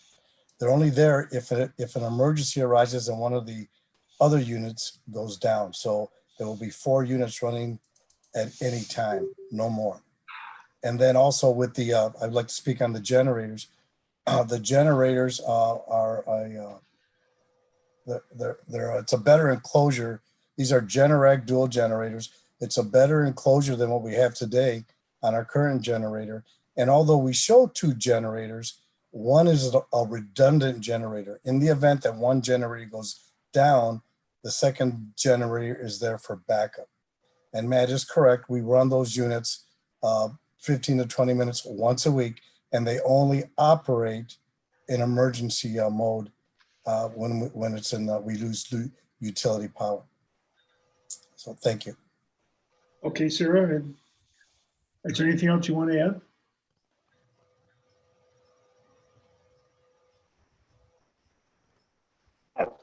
Just that we take a lot of care in things like how high the brick should go off of Martin Parkway for the units that we were discussing previously. And given the location of this Comcast building or expansion that they're proposing, which I'm not against, I just want to make sure we take the same care in the Village of Commerce as well. Okay, Sarah, thank you for your comments. I appreciate that. Thank you. So, is there anybody else, Jacob? Does not look like it, Mr. Haber. Okay, with that, then we will close the public hearing and we'll go to our commissioners and see if they have any input. George, anything you'd like to add? Yes, so I drove by the site today, and when the leaves are gone, it is much more visible than in the summertime when the trees are full of leaves, as was noted. And I'm not sure that the arborvitaes are going to do as much as maybe what I would be looking for in the middle of a residential area. And not to reference or not to add, but yes, there is a historical site, a beautiful historical site just to the south. So a couple of comments. I don't like the idea of it being a flat roof right there. I think it's in residential. I think the roof should be pitched so that it at least looks and feels a little more residential and not a sterile commercial building. I think the brick color of being a white or light brick is maybe a mistake. If you're looking to be less obvious and maybe a little more obscure, I would think that you would want to go with a darker brick, whether it's a red or something that is going to blend in and not stick out, particularly in fall, winter, and spring. And finally, there was Mr. Rodriguez made the comment that only 4 of the refrigeration units would be, or the air conditioning units would be running. Which 4 are those? Are those primarily going to be the 4 that are on the west, or are they going to be the 4 that are going to be on the east? So what we would probably do is alternate them. So not the east, they're either the west or the east or west elevation. So what we do is the 4 on the west would run, and then probably the following week we would rotate it so the units on the east would run. Okay. But my biggest concerns are the lack of a pitched roof and the coloring of the brick that's being proposed. So if I could comment on that, it was my understanding, and correct me if I'm wrong, we were limited to the 14-foot single-story elevation. Is that a true statement? Abe? There is a height limit. The height of a pitch roof building is measured to the midpoint of the pitch of the roof.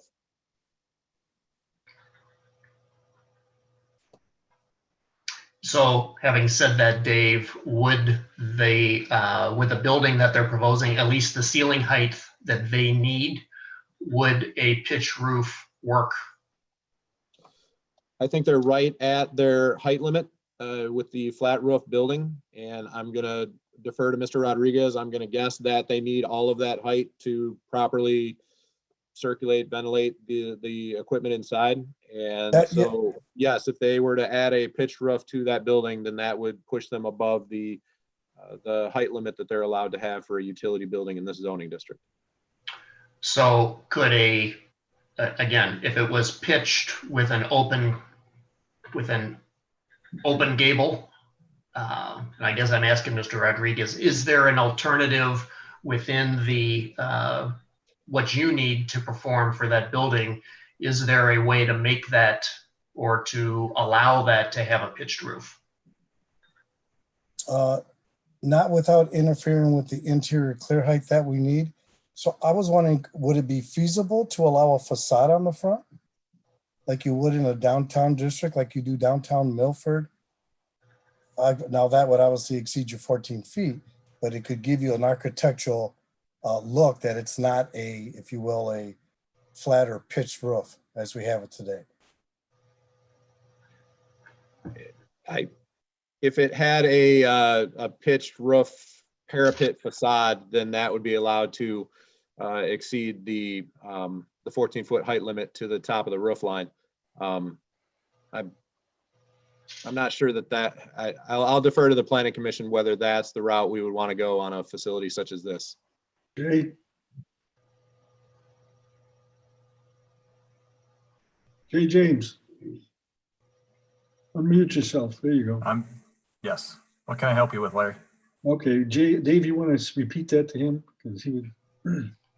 Well, I don't know what Jay knows about this, but let's find out. what I thought I heard Mr. Rodriguez say is, could they add a facade that gives the appearance of a pitched roof? And would that be allowable in terms of the height limit for a building? The answer is yes. Because it's a parapet, they would be allowed to go above the 14-foot mark. I'm wondering if that is the look that we really would want. Is a fake roof pitch. I'm not sure that that's the look we want either. No, I personally, I don't think so. I'm concerned with the industrial looking building in the middle of a residential area, particularly in that site. Understand it's screened to a degree, but not for a good chunk of the year, even with arborvitaes.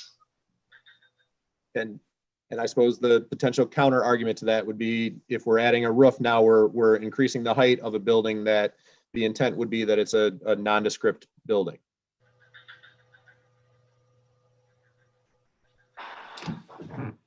Those are my comments. Okay, let's move on. Brian Napiro. Thanks, Larry. I agree with everything George said. I think the color, I don't know if it's paint or the color of bricks. I think that's important. George made the comment that a row of arborvitaes isn't going to prevent view from these buildings, but I wonder with all that space in between the road and the building, if there is some number or some grouping of arborvitaes that could really help in a larger number if we can't resolve the issue with the look of the building itself. The other big one for me, obviously, if you know me, is sidewalks. And that was a good point. I think that was brought up in the planner's note here.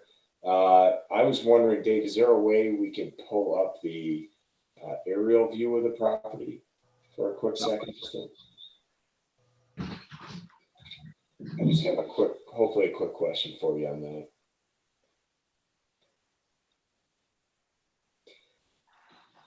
So if you look down, is it North Commerce Road?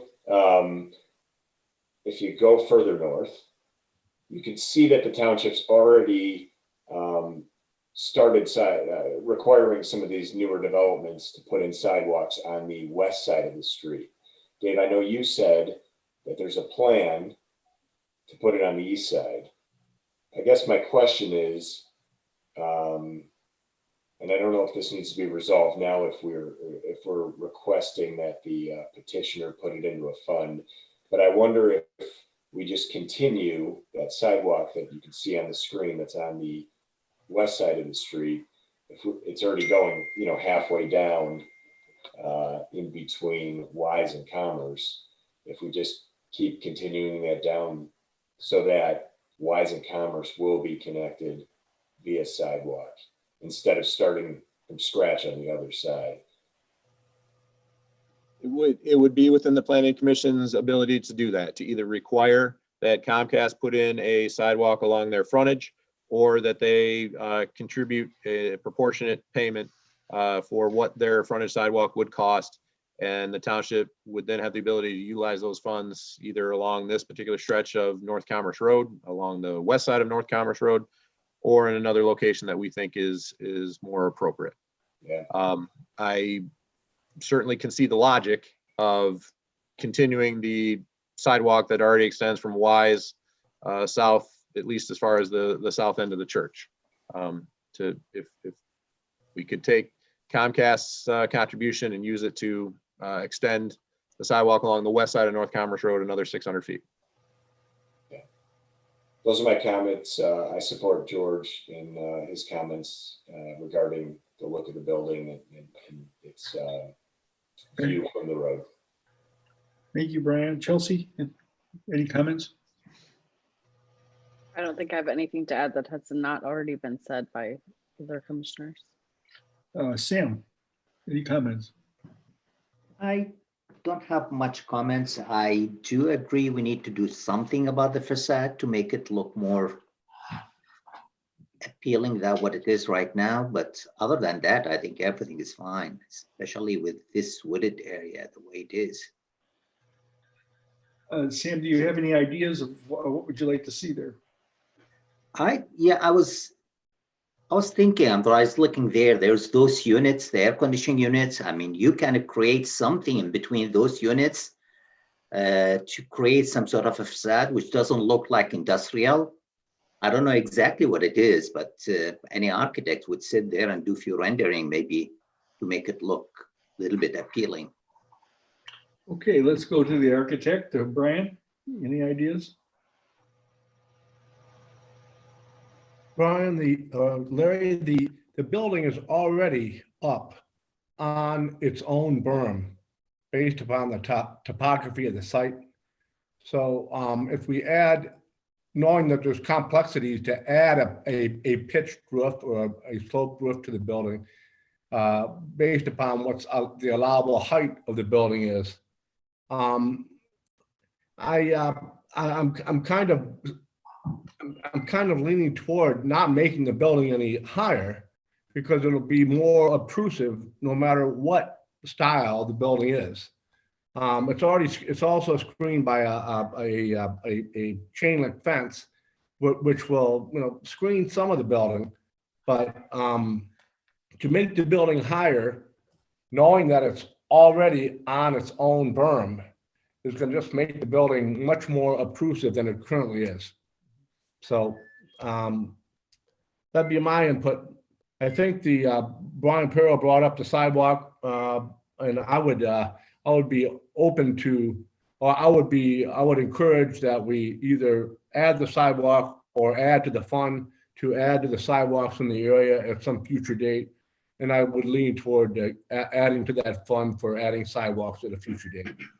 But trying to make the building less obtrusive by adding to its height, it doesn't, the kind of conflicting purposes. Well, Brian, how do you feel about the color?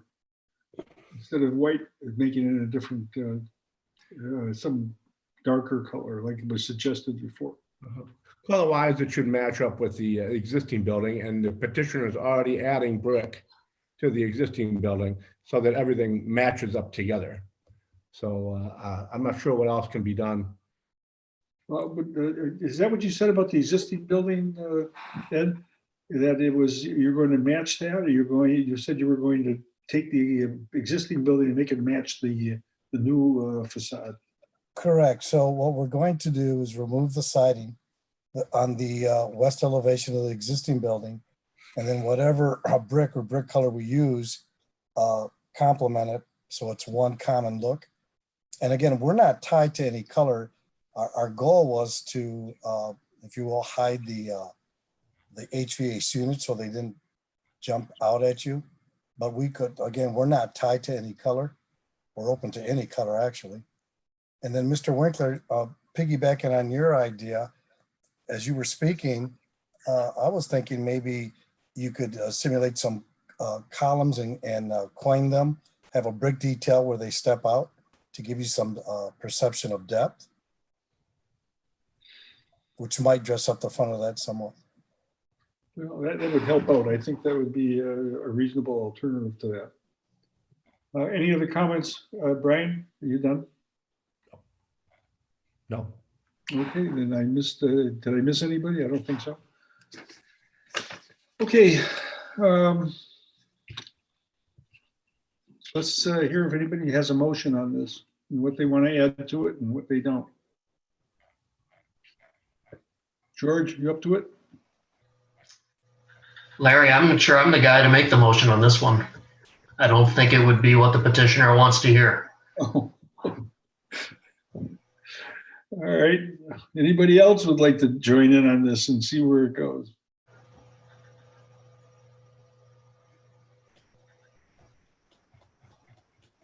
Brian Winkler, how about you? Let me find the text and I'll go from there. Okay, take your time.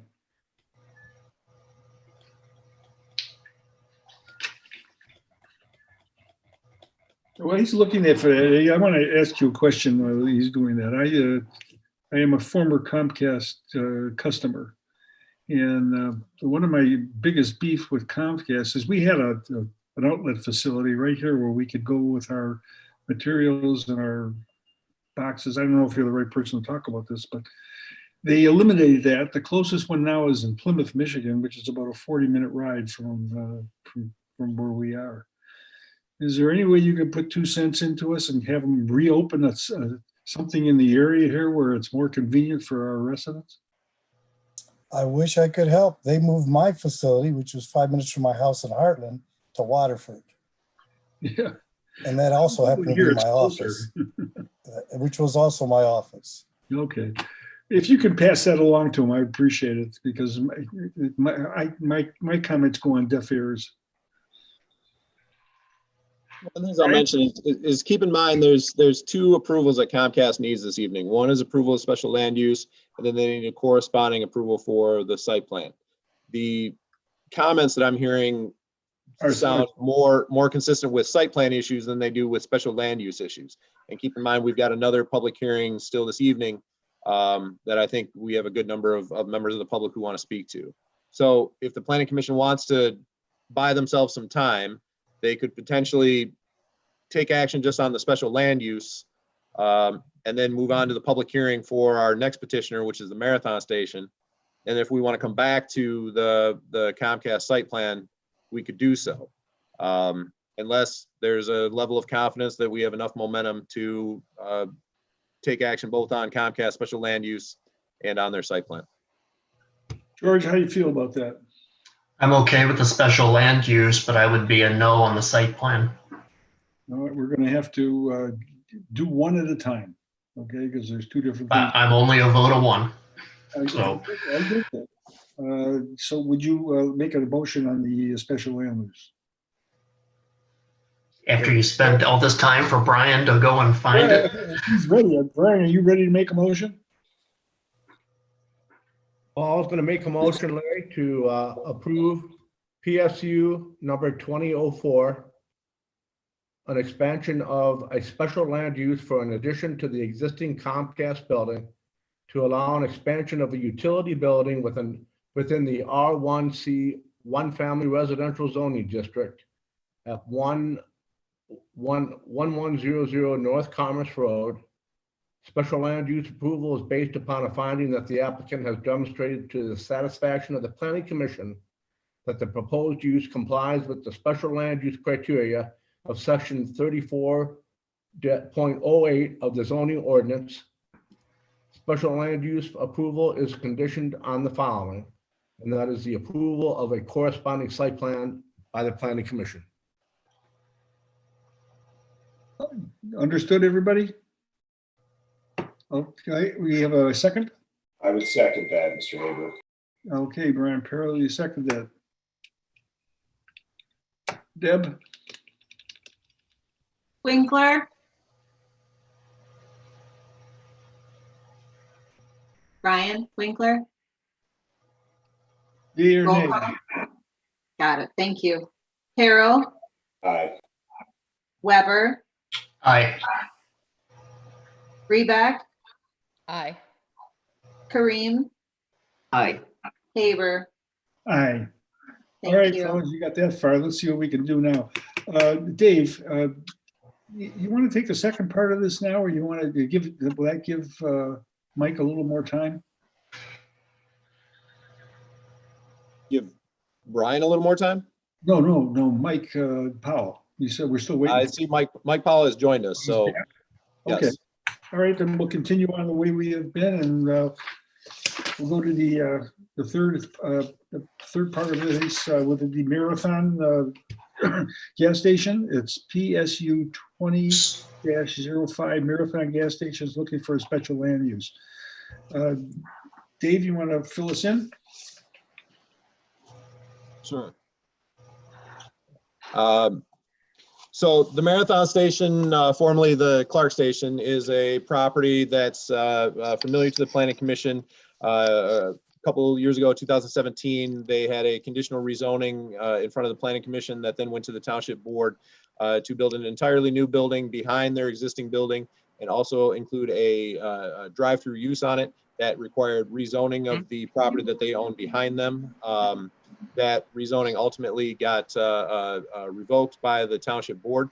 Fast forward to 2020, and what's being proposed is a more modest proposal to take the existing building, add an addition to the east and south side of that building, and otherwise keep the site relatively unchanged in terms of the location of the fueling canopy, in terms of the number of fueling pumps. The existing property is split zoned. The northerly half of the property is zone B3 general business, which is a zoning district where a gas station such as this is considered a special land use. The back half of the property is zoned R1D, which obviously is not a zoning district that would allow for a retail use gas station or otherwise. But it's very notable that in this particular proposal, the expansion of the existing retail store would land entirely within the B3 zoning district. Because a gas station is a special land use in the B3 zoning district and they are proposing to expand that special land use, it requires a public hearing with the Planning Commission. So similar to Comcast, the Planning Department published a public hearing notice in the Oakland Press. The petitioner put a sign in front of their property notifying the public that there was a special land use proposed, and every property owner within 300 feet was notified. If I can pull up the site plan.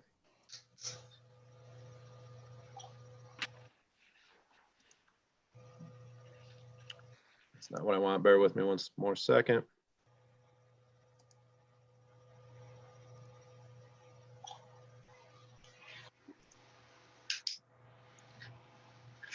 All right, so hopefully everybody can see the site plan. Yep.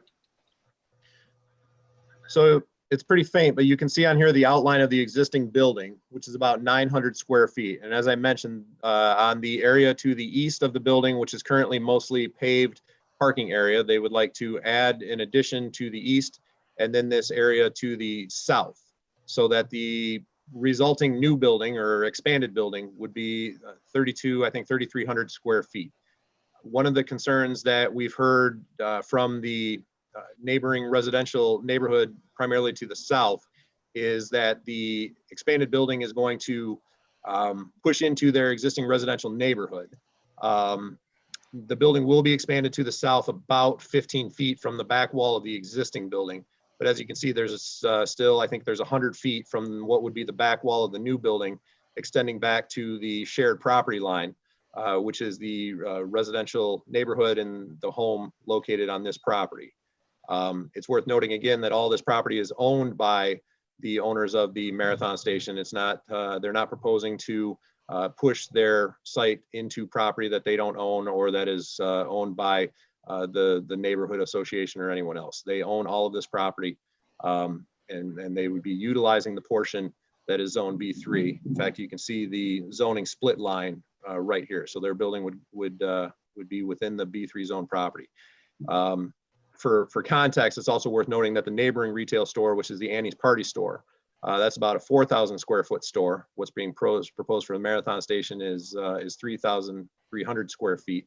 And as you can see, the existing retail store next door actually pushes further to the south toward the neighborhood than what's being proposed for this store.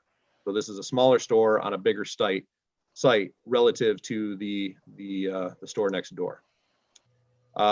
As I mentioned, looking at that site plan, the existing gas canopy would stay in its existing location. The parking lot would be expanded very slightly along the east property line. Keep in mind that the owners of the Marathon Station also own this L-shaped property. So the existing pavement would be expanded in order to provide parking spaces along the east side of the existing parking lot, making up for the spaces that are being lost along this corner for the building expansion. And then the bulk of the parking is the parking spaces next to the fueling pumps, which the township considers to be parking spaces that can be counted toward their parking minimums. They are proposing new landscaping throughout the site. They are proposing a new sidewalk along the frontage, which is something that the township obviously wants to see based on our conversations with Comcast and with other developers. And particularly within the Commerce Village area, we hope to pick up, fill gaps of sidewalks anywhere we can as new proposals come before the planning commission. The existing Marathon site, 519 West Commerce, is a non-conforming site for a number of reasons. It's is not built to the standards that the township would require if that site were to be built today. So what the township is asked to do in situations like this is to bring the site into what we call reasonable proportional compliance with in proportion to what the applicant wants to do. So in this case, they want to add 2,000 square feet to their existing store. So the intent would be that the planning commission would look for site improvements over the entire site in proportion to the addition that the applicant is seeking. The resulting building, we can pull up the building elevations. Dave, while you're doing that, could you also show an overhead of the property? I think it'll help in scale with Annie's next door. Yep. So we're up at Commerce Elementary. So now we will go south. So we're not seeing your you're not screen. sharing. Bear with me.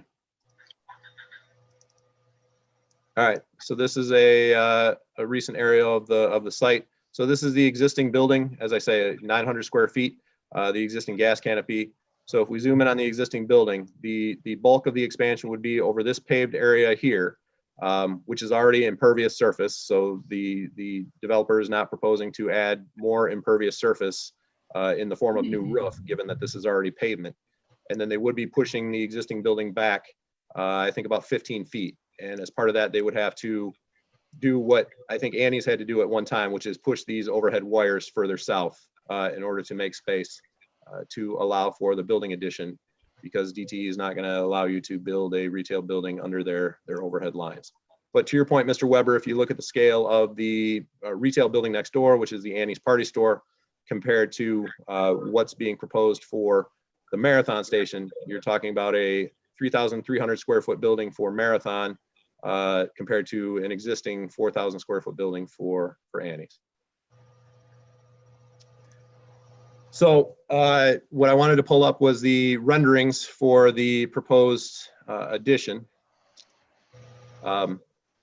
So the entire building, including the existing portion, which would be this portion over here to the west, and then the expanded area, which would be a lot of this to the east.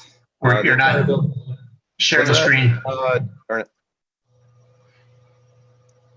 How about now? No. Not yet. All right, hold on. So this should be, hopefully now see a color rendering of the proposed new store.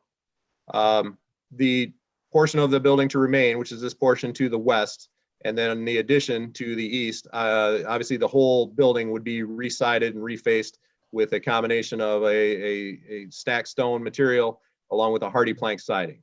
The stacked stone would extend around the wainscot, around the face and the front and the sides of the building, and then obviously over the entirety of the entrance feature at the center of the expanded building. The canopy would stay in its existing location, but the columns, the existing columns of the canopy would be recladded with a stone material to match the stone of the building. It's worth pointing out too that the existing store is an off-premises alcohol retail sales outlet, which is something that the township has had a lot of conversations about over the last few years, not just for this location, but at a number of locations around the township. The township has standards for either a new alcohol sales outlet or for an expansion of an existing alcohol sales outlet. Currently, the Marathon Station operates with their SDM license, which allows them to sell beer and wine. They do have from the state's Liquor Control Commission an SDD license, actually a resort SDD license. And that would allow them, as far as the state is concerned, to also sell packaged spirits in addition to the packaged beer and wine. However, the township's standards would not allow for them to expand their existing beer and wine license to include that packaged spirits license. And the Marathon Station is well aware of this fact. They've actually made an effort in the past to amend the township's ordinance to allow them to also use the packaged spirits license. And the Planning Commission and the Township Board were not in favor of that zoning ordinance amendment. So No, I just don't want it in the view.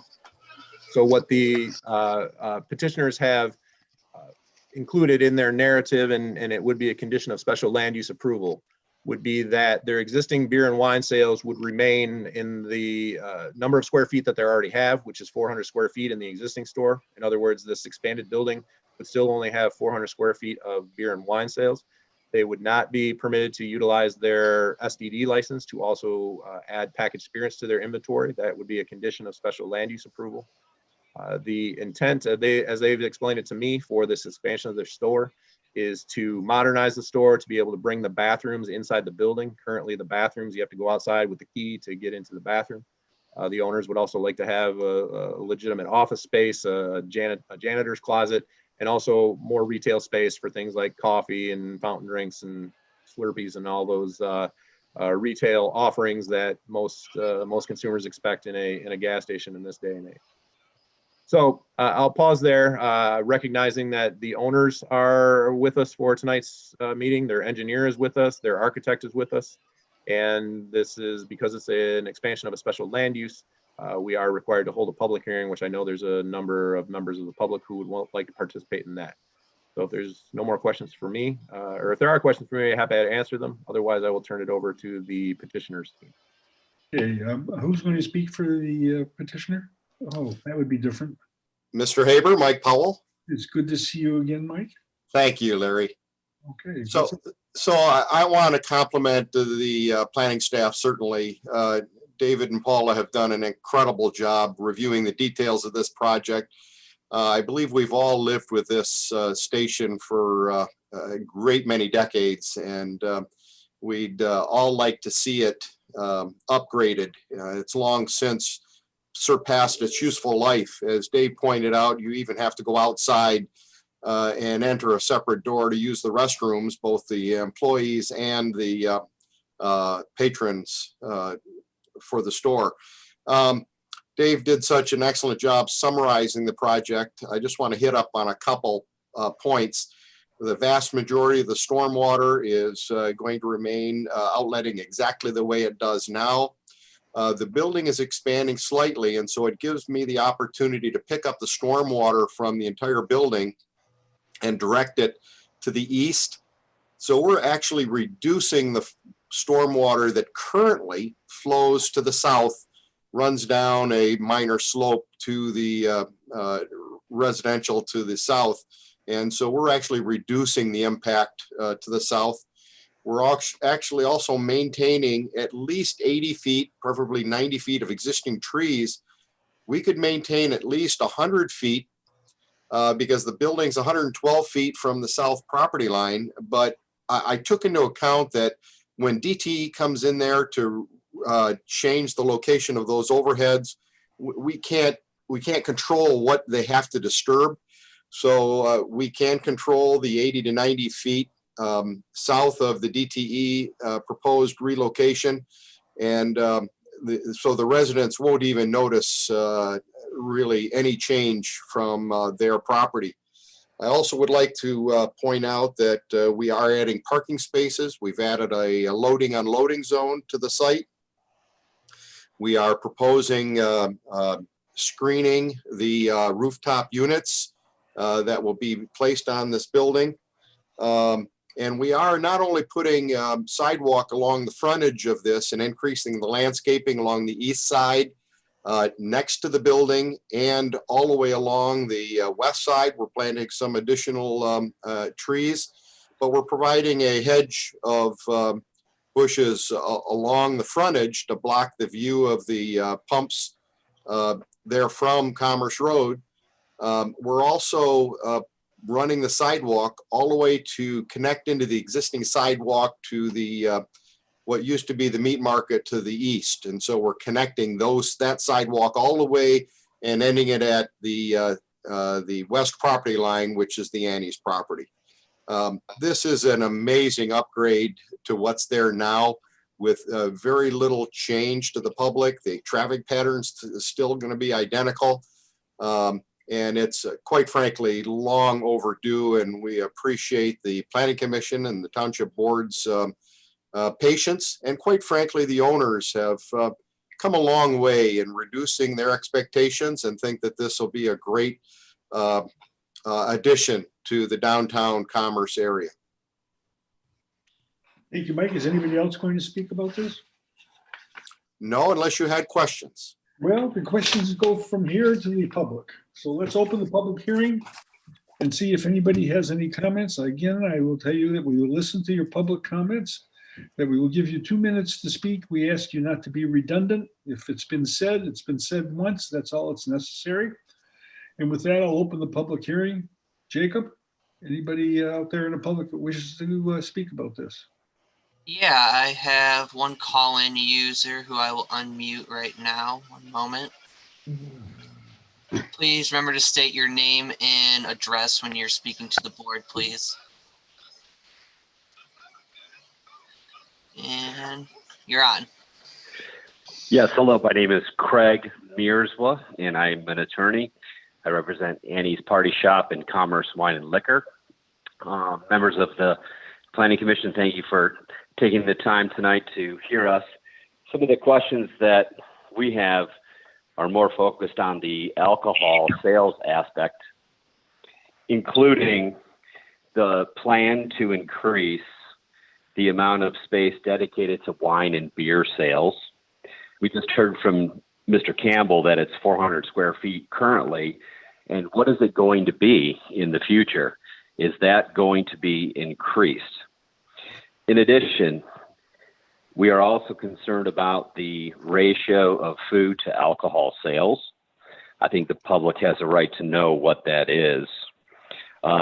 Currently, the store has 2 refrigerator cooler units and a 4-foot wine rack. Is the petitioner here tonight going to state that they will continue to only have 2 refrigerator cooler door units and a 4-foot wine rack at the location?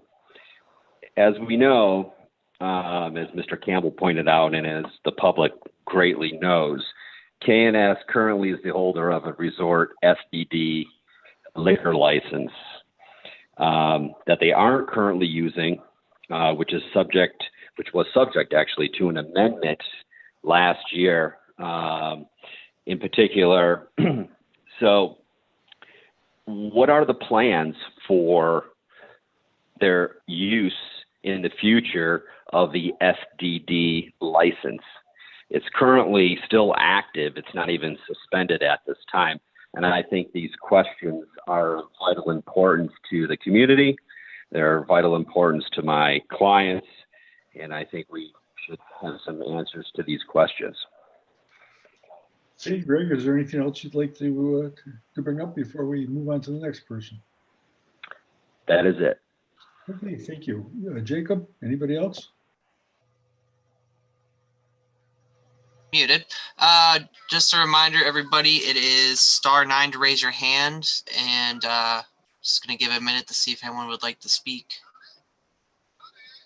Nope, we have one.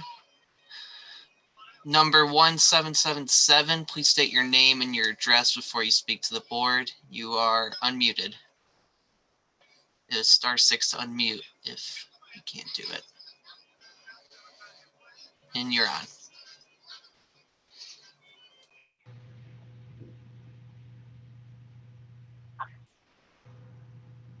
Hello, this is Donna Petchel. Can you hear me? Yes, we can. Okay, hello. I live at 4684 Ponderosa Street. So just visually, we are the house directly behind Annie's Party Store. So we are adjacent to the construction that we're looking at going on behind us. I have a few issues on this. The first of all, I've been to several of these board meetings. This gas station is not a friendly neighbor to those of us that are abutting their business. They purchased a home, as you all know, that we found out was growing marijuana illegally inside that home, which was kitty corner behind those of us that are raising children in this neighborhood.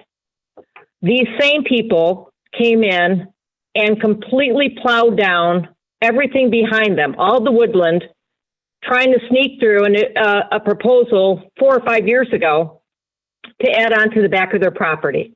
These are not friendly neighbors. I also want to point out, as a mother of 3 children in this area, we are a very small community. We currently have 3 existing party stores within 200 feet of each other. In addition to this, there is a party store on Commerce Road and Commerce called the Bottle Shop. There is a party shop at Oakley west of Commerce. There is a party store at Glengarry and Benstein. There is a 7-Eleven at Commerce and Wise. There is a 7-Eleven at Commerce and Oakley. There is a CVS at Commerce and Wise. There is a CVS at Commerce and Union Lake. There's a Kroger at Union Lake and Commerce, and there are numerous Walmarts and Rite Aids.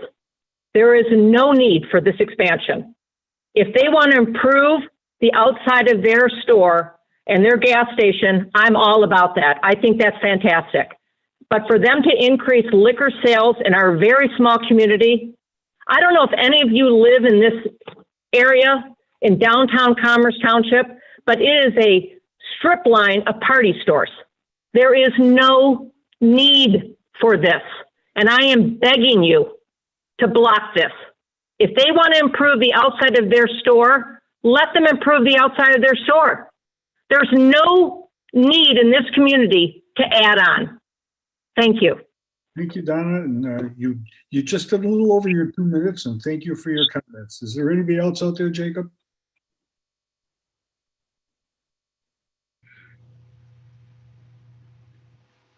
Sorry. No, Mr. Haber, not that I see. No one has. Oh, wait. Yep, got another one. Okay. Caller 9853.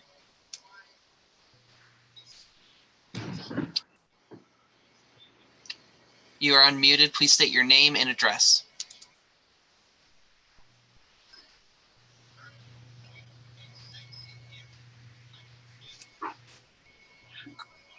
Caller 9853, you are on.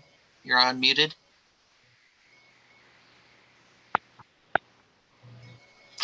One sec, Caller, you're on. You're unmuted. 9853. Can you hear me? Yes, sir. Yeah. Can you hear me? This is Ivan Chirac, 1516 Union Lake Road, Commerce Township, Michigan. Can you repeat your Like name? the lady said, this station was impeccably impeached by Attorney Hans for growing marijuana behind in the house behind the station. Plus, there's an ordinance in the city that any improvements that have to be done, the lot has to be over an acre. This lot is not over an acre; it's less than an acre. In my experience in this business, there needs to be more parking spots. The additional parking spots that are being added in comparison to the size of the store are not adequate. The size radius of the site for the gas truck to come in and bring in the gasoline, there is no turning radius at all. The truck right now has to park back into the gas station to bring in the gasoline. To make the store even bigger, that would just make everything more complicated in that area there. Thank you. Thank you very much. Jacob, anybody else? Yes, sir. Caller 9454, I'm going to unmute you. Please state your name and address for the board.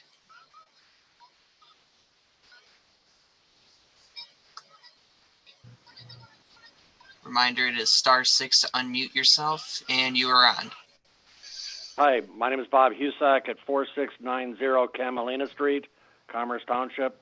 I am directly behind the gas station, Marathon, and I want to reiterate. I want to say that that's exactly what Donna said earlier. I'm moving to another room. My wife is trying to listen too. Sorry. But these people, they have not done what you said before in 2017. They had the marijuana growing facility right next to my house.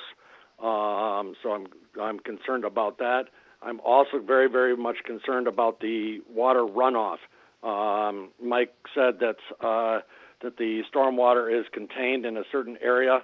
I do not believe it is. They're using the dental office system. It's a SunTree system that's in the back that is really not working totally to what it is. It's sort of a runoff down Broadway into behind the dentist, right into the Huron River. I think that it needs to be controlled a little bit better with a system that is going to offer the oil water and protection for the Huron River. This really needs to be taken care of, and a lot of attention needs to be done with that. So that's it. Thank you very much. Thank you, Bob. All right, and we have another one. Is number 0437. I'm going to unmute you now. It is *6 to unmute. And you are on. Hi, this is Dan Isley. I'm at 4691 Camelina in Commerce Township. I am directly south of this proposed expansion. I moved here about a year ago, and I was very concerned when I heard the proposed B3 expansion. I am also relieved to find out that they are not rezoning that. However, I was able to get last week I called the township. You're very helpful. Thank you. And you sent me some plans. I'm looking at this site plan right now, and I want to reiterate this building that there's an existing building that was at one time the marijuana grow house, which is completely abandoned right now. I did walk by it. I did a survey. There are open windows. There are doors with broken glass. There's garbage on the property. It is borderline condemnable. I'm wondering if there's any plans to go along with this. It seems as though these people should have a responsibility to the community to take care of this property that's part of this building expansion. Guess that's all I have to say right now. Dan, thank you for participating. I appreciate that. Jacob, is there anybody else? I'll just reiterate, it is *9 if any other callers would like to chime in at all. Yes, we have Sarah Henderson who would like to make a comment. That would be good. Sarah, can you hear us? Hi again. I can hear you. You can hear me? Yep. Go ahead, Sarah. Okay. So adding on to the previous gentleman's point, Dan, 4691 Camelina. Our friends and neighbors and small business owners that own or contribute to blight in specifically my neighborhood are not necessarily those I trust, especially when they go behind Commerce Township's back and go get the resort license that they did through state of Michigan, even though they couldn't sell within the zoning ordinance any liquor in Commerce Township, aren't necessarily the type of people that I trust to stay true to their word. That said, I'm not against them expanding or making their building more beautiful. They're at 900 square feet now. They want to go to 3,300. Why not split the difference and make it something that is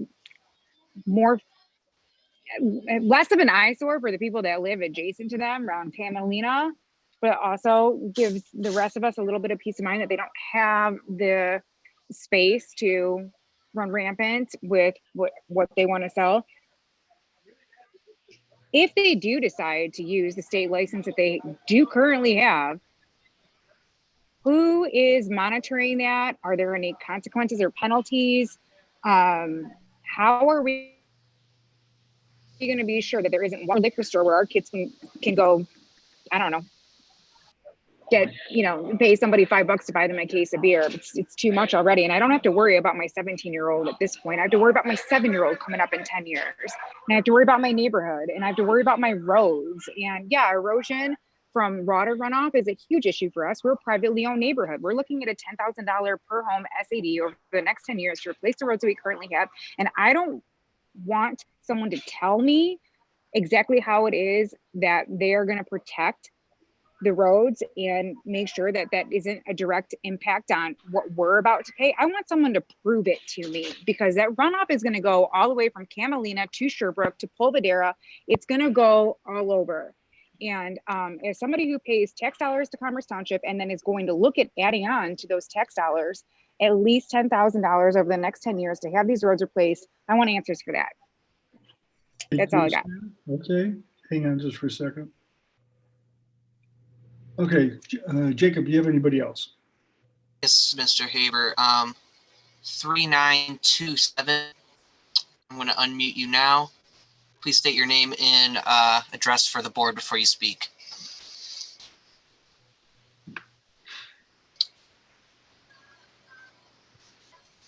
Reminder that it is *6 to unmute yourself, caller. Hello? Yep, you're on. Hello? Yep, we can hear Hi, you. this is Cindy. Hi, this is Cindy Raban from Annie's Party Shop. Can you hear me? Yes, we can, Cindy. Okay, so I have a question about their parking as well. So right now, currently, they have 5 parking spaces. They have 2 to the west and 3 to the east, 1 which is currently used by their staff member every morning, and then when the members of their owners come in. So on the west side, closest to my store, that's where most of the deliveries come, right? Now they're going to expand, and they want to push their parking eastbound, so it kind of lines the meat shop. So they're adding 5.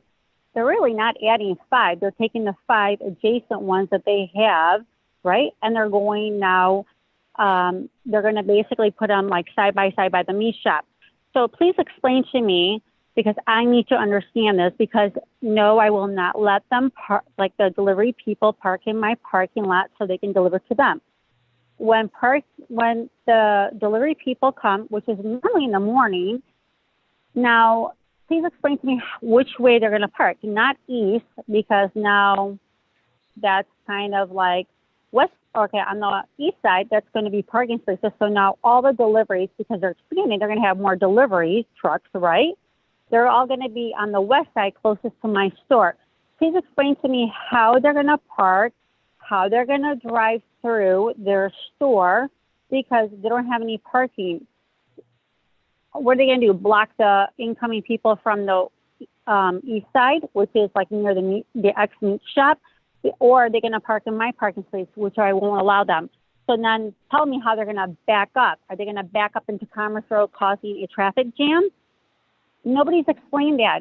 They haven't explained that. Even the township officials haven't explained that. There's no route. We see it every day, people.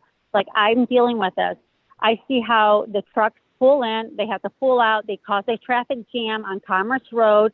Now, please explain to me now when they expand how they're going to like minimize the situation, because all they're doing is adding bigger space to their store, not alleviating the parking issue. They're putting their parking on the side. They're not adding any more. They're taking the 5 additional, putting it on the side. They're not adding anything extra. So now, plus now you have to understand the 5 on the side, now 1's parking space for their employee. Now we're down to 4.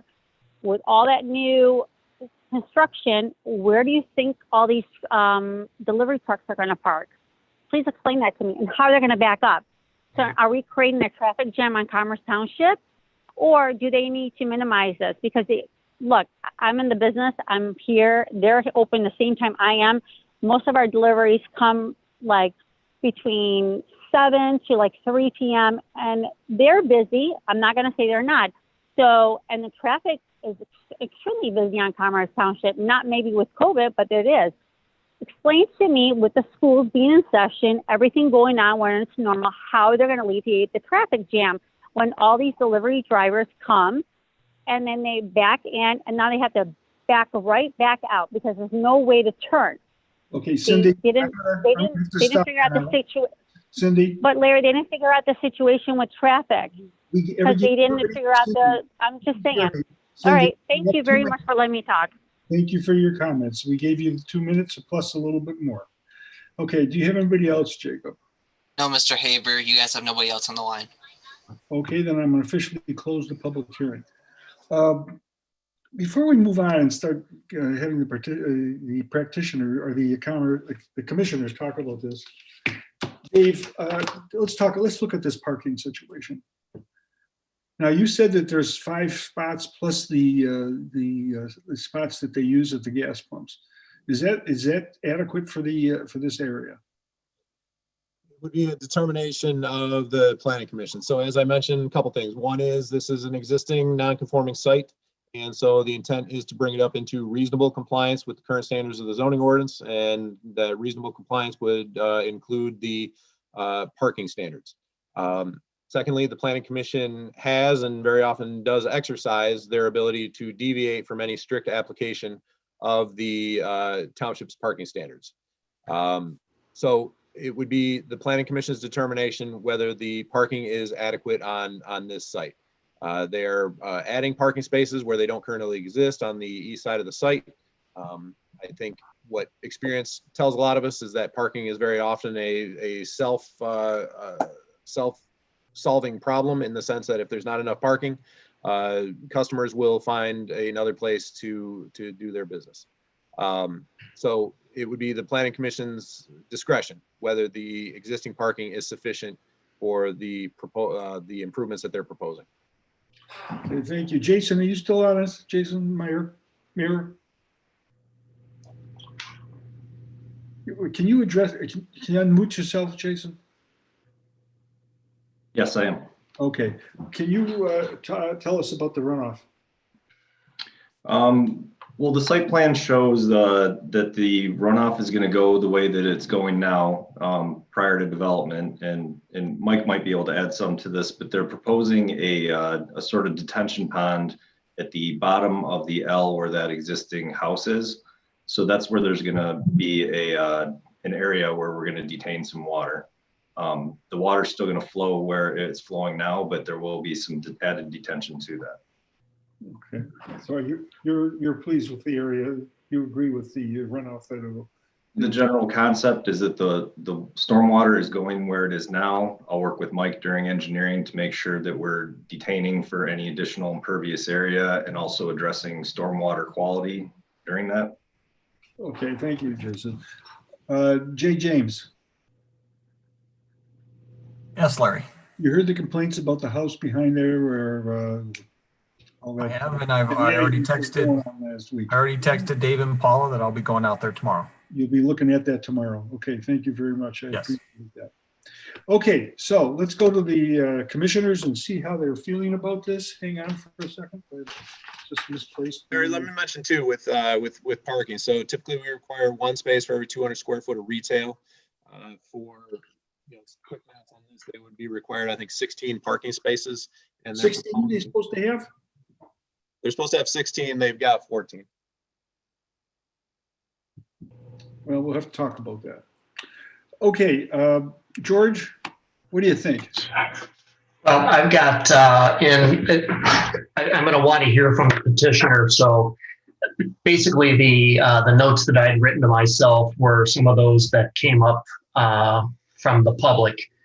And we'll just take these one at a time. So first, as was discussed, so the applicant was granted a special land use some time ago, and then that was revoked because of the marijuana grow house that was owned. I was not aware that the house is in disrepair, but the first question I have for the applicant is what are they going to do with that house? And how do they want to respond to the activity that went there that caused the original special land use to be revoked? You want them to answer that now for you? If I can respond to that very quickly, George, absolutely, and Larry. Go ahead. First of all, I want to point out that That property is not part of this proposal. In the previous request, all the property that they own right there was being rezoned to B3. And so right now, that property is totally independent and not part of this site plan approval and not even part of the same parcel. I think the owners can respond to the condition of it. I've not done an inspection. I certainly work with Jay James quite often to inspect buildings, but I've not inspected this structure. And Mike, it's, I guess my comment, and I'll leave it at that, is not just to what's happening with that, but what the applicant allowed to go on in that house, which was obviously of great concern to the community. So if the applicant would like to comment on that, I'd like to hear from them. You know, I'm going to pause here for a second, George. And is the applicant here? Yes. Okay, I'd like to hear some answers to this question. Farah and Mara, you need to unmute yourself. There you go.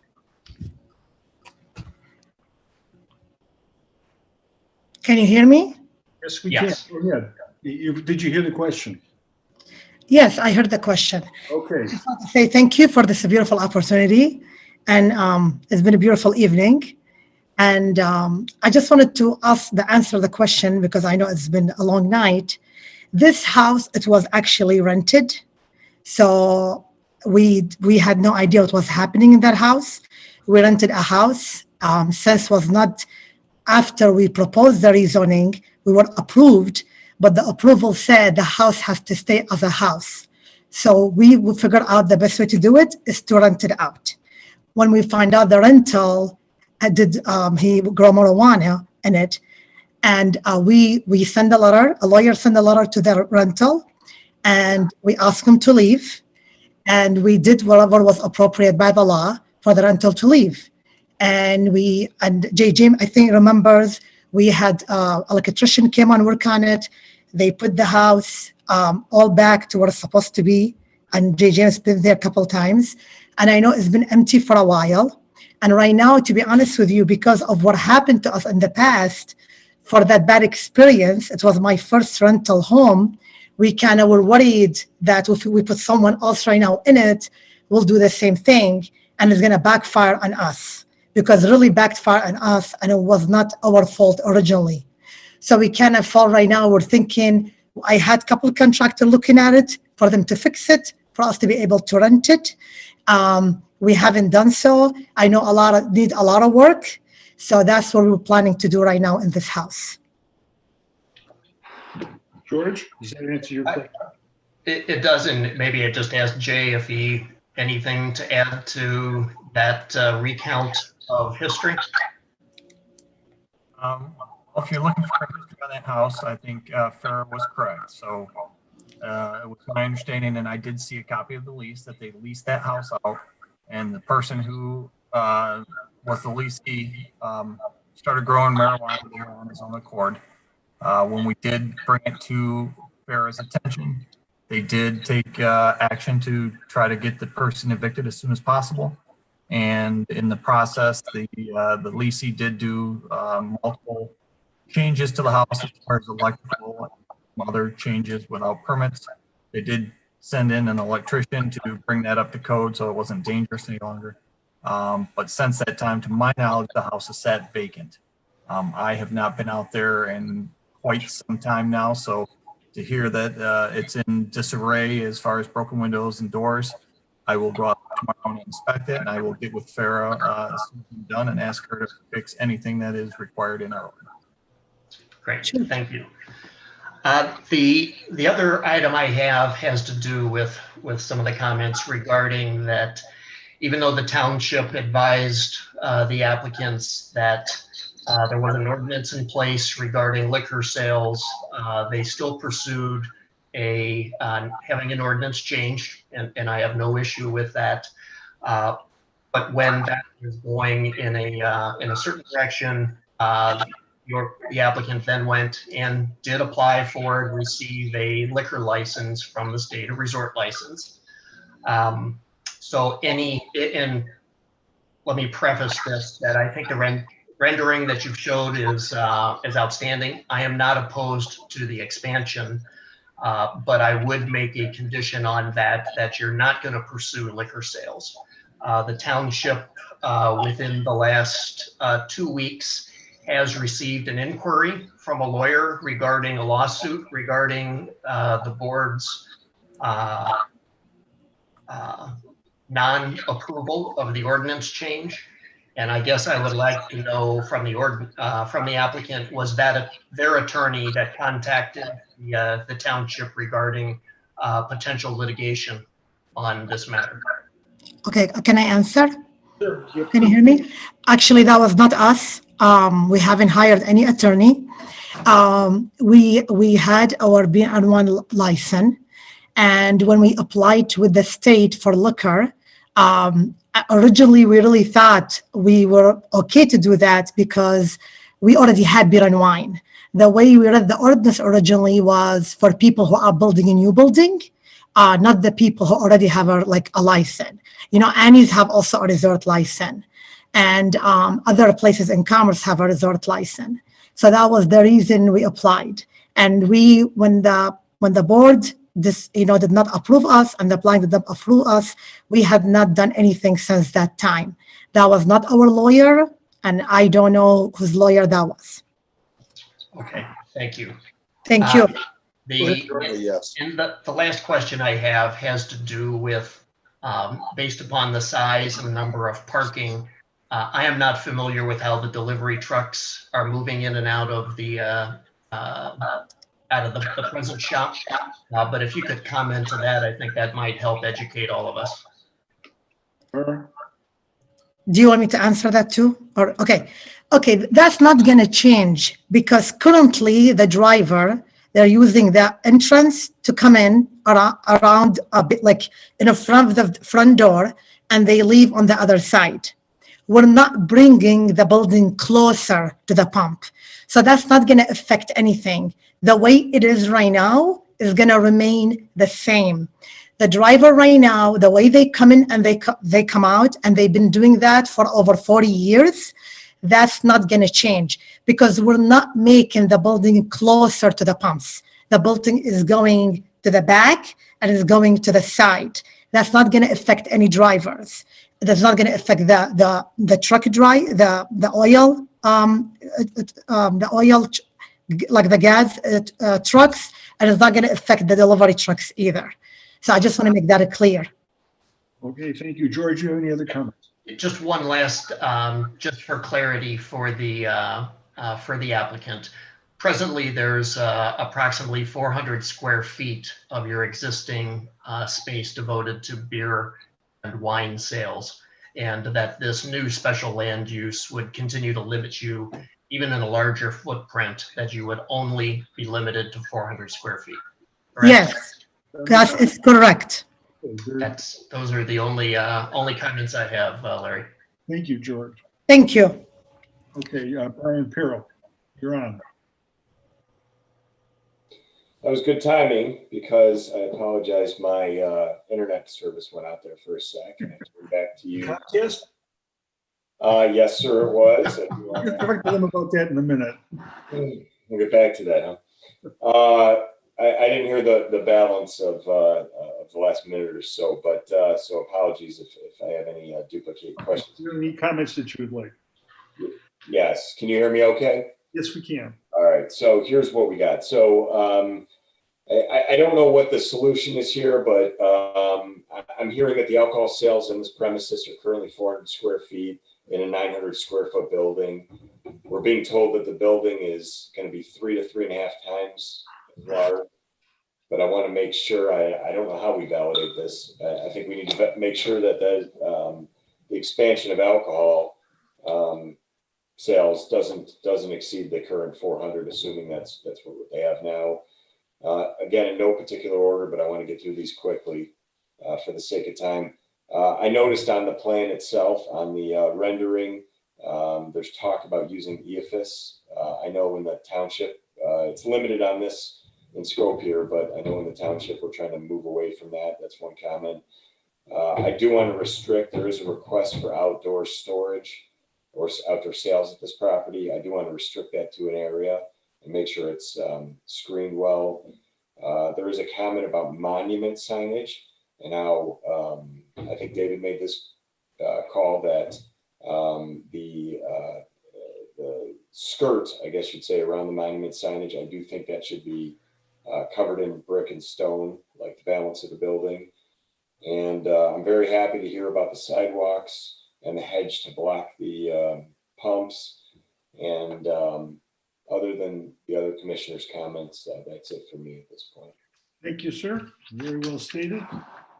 Chelsea, any comments? I would love to see this location be improved, but given the residents' comments that are kind of surrounding the building, I have a lot of concerns, and I would like, despite the comment that, you know, the rental property is completely separate from this, if it's the same ownership, it's, in my mind, it's not. And I think that they need to take care of the issues with the rental property and, you know, address the other concerns before we move forward. But again, I would love to see this property improved in general. Okay, thank you. Sam? Yes, I've used this gas station 10, 12 years ago. It was a dump and it still doesn't look that good. So I think any improvement to the look and to the size of the building to make it, to cover the back and make it look good is an improvement. I do agree that we have to be very sure to limit the sale of the alcohol to 400 square feet as it is right now. And other than that, I think it's improvement to the side, to the look of the area. The building looks nice. Thank you, Sam. Brian. Larry, I agree with what Samir has said, as well as what Brian Perrell has mentioned. And I have nothing else to add to what Samir and Brian mentioned. Okay, thank you. Most of my questions have been answered, but I really want to reiterate my stance on the alcohol. Under no circumstances do I want to see alcohol in this facility. We have talked about this many times. I was the guy that wanted to get the alcohol not within a mile, 2 miles, but a mile. And we decided not to do that. So I am really, really high on the alcohol here. I want some reassurance here that there won't be alcohol in this site. Can anybody give me that? Well, Mr. Haber, keep in mind that there's currently beer and wine sales in the existing store based on the SDM license that they have. They've estimated that to be 400 square feet of their existing 900 square feet, and they're committing to not expand beyond that 400 square feet. But if this new store were to be approved, it would have 400 square feet of beer and wine sales. I understand that. I said alcohol. Okay, thank you. I understand the beer and wine, and that's just the way. I'm not happy about that either. I think we sell too much of it in the community and too many different locations. And I think alcohol is even worse. It's a bigger deal. So if by alcohol, we mean packaged spirits. You are well within your rights to condition special land use approval, and it's included in our recommended motion language in the planning department's report. But you can include as a condition of special land use approval, no packaged spirit sales. Okay, Dave, you and I talked earlier about this. And if they should attempt to put packaged liquor in there, what's the downside? They would risk losing their special land use approval. And the township would be within our rights to close the store. That would be a worst case scenario, but their special land use approval would be revoked, and therefore they would not have a right to exist. And obviously no one wants this to happen, but we would, the township could take action to close the store. Okay. The rest of my comments here have been We were talking about the sign, the monument, the sign, was it a monument sign? It's not a monument sign. The sign in the front, and that we were addressing that. And that is, you requested that they put stone on that too, so it looked more like the rest of the store. Yeah, the existing sign is kind of on a pole. It's almost like a flagpole look. The pole that the sign is mounted on is on the, I guess, the south end of the sign. And so the thought would be to wrap a skirt around the base of that with a stone veneer that would match the stone that they're proposing for the building to give it the look of a traditional monument sign. Okay. Mike Powell, you've been very quiet through this whole thing. Any comments you want to make? I've never seen you this quiet. Well, that's what happens when you get older, Larry. Don't talk to me about that. I got it. There's nobody here to wake me up. So I do want to thank you, Planning Commission. And I think the questions are extremely well thought out. I just had a couple questions, and I'm going to yield to Jason and Jay James.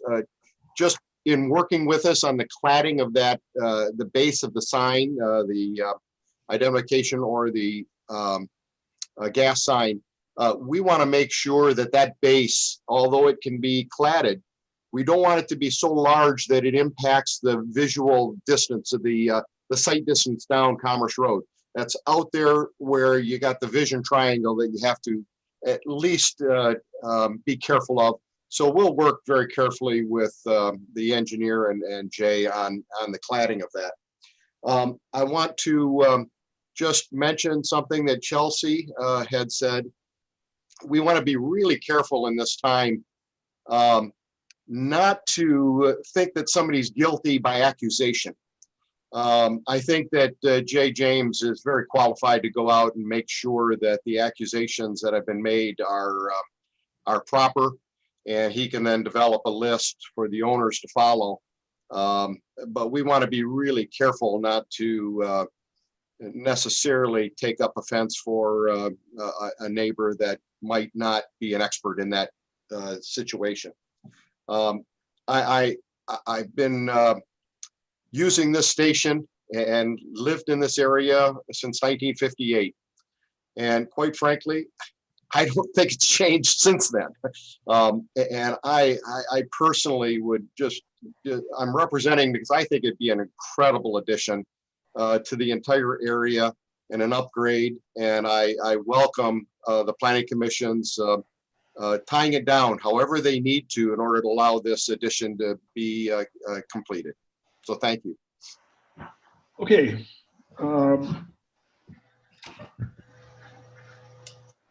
about to make a comment and I'm not sure where I'm going to go with it. So give me a second to get my thoughts together here. So Larry, while you're getting your thoughts, Mike, is there any thought on an ability to increase the parking spaces within the property? Yes, and I've done that a great deal. Obviously, the previous proposal was to push that building back, and it pushed it against the residential. That gave us a lot of parking in front of the building. By not pushing that building back, we're really bound to not have any parking in front of the building. I do want to state that what isn't taken into account in the ordinance is the stacking room behind the parking areas in front of the gas pumps themselves. It only takes into account the people using the pumps. And I want to point out the difference. This is not a party store.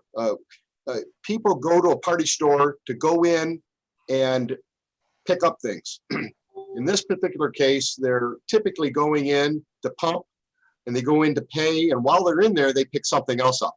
That's why the ordinance allows the parking in front of the pumps to be accommodated in the use of the building itself. There is an additional spot, quite frankly, that we could show another one for the owner, and that's in front of the proposed new dumpster, because that whole dumpster area is going to be rebuilt and made beautiful like the building itself, as much as you can make a dumpster beautiful. But the owner can park in front of the dumpster, and that adds another space for the owner's use. I typically don't do that, but if the owner parks there, then it's her problem if the trash has to be picked up and she has to move and then repark. So there is another space there, but otherwise we are really bound by the geometrics of the property. I mean, I remember talking with Mr. Powell and with his clients about an early iteration of this proposal that showed the new building being pushed further south so that there could be additional parking spaces along the front. And we all agreed that the idea of pushing the building further south and into the wooded area between the site and the neighborhood, the Mount Royal neighborhood to the south, would come with its own challenges and objections from the neighborhood. So the intent was to keep the building footprint, while bigger, keep it in the same area that it currently exists, and not push it back toward the neighborhood in an effort to get additional parking spaces. Right.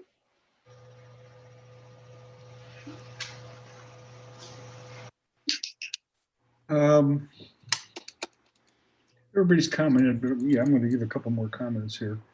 Number one is I like the addition. I like the way it looks. We certainly would need to spruce that place up. With the past experiences that we've had with the petitioner and with the trouble with the house behind, I am almost tempted here to suggest that we table this. And that would give Jay a time to go out there. Mike Powell, where are you listening? I'm right here. We don't have much that we can do with that house, because this is, like you said earlier, is not part of this thing. But I think we owe it to the neighborhood, that we owe it to the community, that we look into this matter. And I think that I'm almost going to see how the rest of the commissioners feel about this, is tabling this until our next meeting or something. If I could just respond very quickly, Larry, to that, and I totally understand where you're thinking. There's an entirely different building code and dangerous building ordinance that is taken into account in Commerce Township, and I work carefully with the building department. I'm the dangerous building hearing officer in Commerce Township, and the building department brings me in if a building is so bad that it needs to be looked at for demolition. The building department, again, would react based upon their building code and the dangerous building hearing ordinance, and not as part of a site plan approval. At least I'm recommending. Maybe Jay could comment. Jay? Mike is correct. There's a separate ordinance as far as demolition of buildings that are structurally unsound. It's my understanding this house and that parcel on which it sits is not part of this site plan. So I don't know if you can hold one to the other, but I can tell you that I will be out there tomorrow. And if there are any ordinance violations, they will be brought to the owner's attention. They'll be given the time frame to correct them. If they're not corrected, we'll go through the court system like we would any other residential house in the township. I do think it's important that everybody understand, however, that there is a major difference between a house that is just sitting there vacant and a house that is structurally unsound. A house can be structurally sound, and if windows are broken out, doors are open, they can be required to board it up. But that doesn't mean that it's a house that's fit for demolition. It just means it's boarded up and it's vacant. I get it. I mean, it's structurally unsound. I get it. If it does come to the fact that it's boarded up, that doesn't mean it's going to come down. I'd be concerned, Mr. Haber, that we're potentially conflating two separate issues. I understand. We've got a site plan of special land use on one property, and we've got a house that is owned by the same property owner on a separate piece of property. I think to try to tie those two together is maybe not a direction we should go. I agree. So I'm going to drop that issue. Okay. So if somebody would like to make a motion on this, we can talk about it a little bit more, or we can vote on it. So comparable to Comcast, keep in mind, we've got two potential motions. There's consideration of the special land use, and there's consideration of the site plan. I will remind you that Comcast is waiting patiently on their site plan. They're next. So Larry, I'll take a stab at the motion. So I will move to approve PSU 20-05 special land use for the Marathon gas station to allow the expansion of an automobile fueling station within the B3 General Business Zoning District located at 519 West Commerce Road. Special land use approval is based on finding that the applicant has demonstrated to the satisfaction of the commission that the proposed use complies with special land use criteria of section 34.08 of the zoning ordinance, as well as the use standards of section 26.302. Special land use approval is based on the following conditions. And if somebody would like to jump in and add to this, please do so. First, approval of a corresponding site plan by the Planning Commission. Second, no packaged spirit sales. Third, packaged beer and wine sales to be limited to the existing square footage of the 900 square foot facility as verified by the township. And 4, no outdoor sales to be permitted beyond the propane exchange cage on the west side of the building. And I will add 5, that employee parking space will be dedicated, an additional employee parking space will be dedicated in front of the dumpster. Very good, George. You did it. You pulled it off. I love it. Do we hear a second? I will second that. Okay. Deb, are you still up? I'm here. Any further discussion? No, there's no more. We're done. Okay. Weber, Aye. Peril, Aye. Reback, Aye. Kareem, Aye. Winkler. Brian, you're muted. Aye. Thank you. Haber, Aye. motion carried unanimously. Very good. Thank you all. We'll look at this thing again in just a few minutes. And right now we're going to go back to item number 11. We need site plan approval for this one, Larry. Not yet. We're going to do it. Dave, didn't we say we were going to do it separately? Well, you've already approved the special land use to expand the Comcast facility. Now we're back to looking at their site plan. My memory is the concern was the design of the building, including the roof line and the roof design, the building materials and the cladding materials, the color of the brick, and what will be required with respect to a sidewalk. So Dave or Larry, just to clarifying, so we are not going to discuss site plan for the Marathon station. No, we are. Just okay. That was not my understanding. I thought we were going to come back to them. We're going to come back to them. There was a reason for doing this, and I don't recall what it is, but we're going to come back to it. So let's just going to item number 13, which is PSP 20-07 Comcast edition. This will be the site plan approval. Do we have any other questions about this? Anybody else want to go with it? Want me to just go through the list and talk to everybody, or you want to just jump in? All right, let's go through the list. George? I'm sorry, Larry, what list? We're looking at site plan approval. On my list of who I'm going to call on here. This is for Comcast site plan. Yep. So as submitted, if you're looking for are you looking for somebody to make a motion? Not yet. I want to know if there's any discussion on anything further that you want to ask about this particular site with the color or the landscaping. I don't have anything additional to add that wasn't already discussed. Okay, Brian Winkler. Same here. Yeah, same here. Okay. Nothing to add. Brian Peril. I don't have anything further. Nothing. Okay. Chelsea? I don't have anything. Nothing there. Okay. And Sam, anything? Nothing to add. No. Okay, so let's get a motion on this. And we can look at the motion and see what it looks like, and then we can add or subtract as we need there. Anybody fit to make a motion today?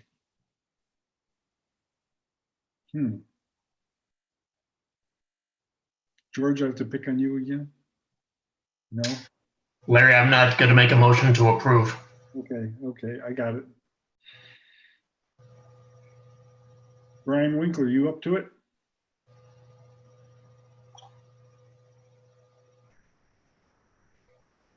Are you asking me?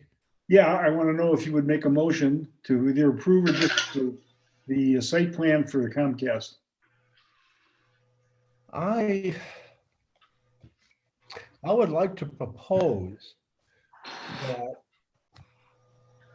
the petitioner come back and try to address some of the concerns that the planning commission has had about the appearance of the building, taking into account what their technical requirements of the building are, along with what the planning commission has brought up about the industrial look of the building, the scale of the building, and the lack of a roof line. Unless people object, unless anybody has any objections to that, including the petitioner. You know, you're making you can make a proposal, and you can propose to table this if you think that's what you want to do, and that's fine too. So you just have to tell me what you want to do with it. Are you proposing to table this? Is that what I hear you? Until they come back with some more definite plans?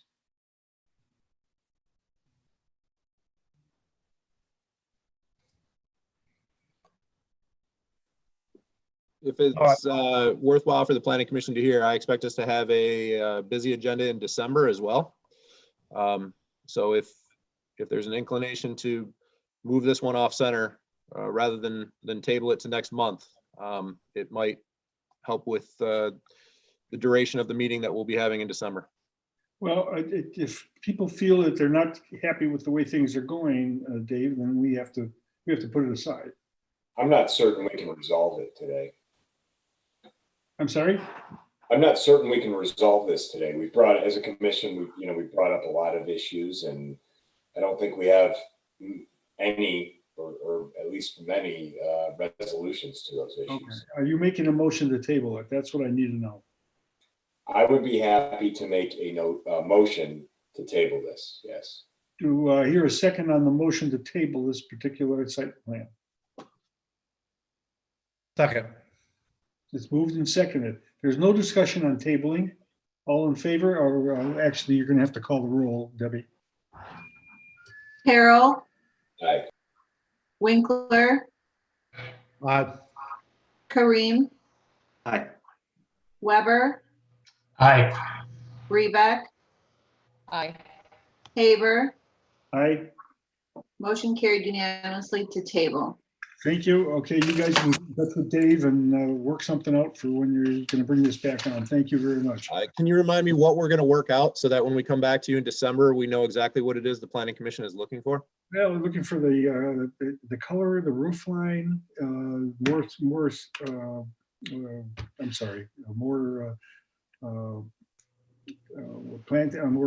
landscaping and stuff like that. That's what we're looking for. That's what I hear. So, something that's going to fit more in a residential zone. You got it, Dave? I got it. Got it. Okay. So we're back to the Marathon gas station, item number 12, PSP 20-08. This will be a site plan approval. Any, Dave, you want to bring us up to anything else you want to add to this? I know we've kicked it around pretty good.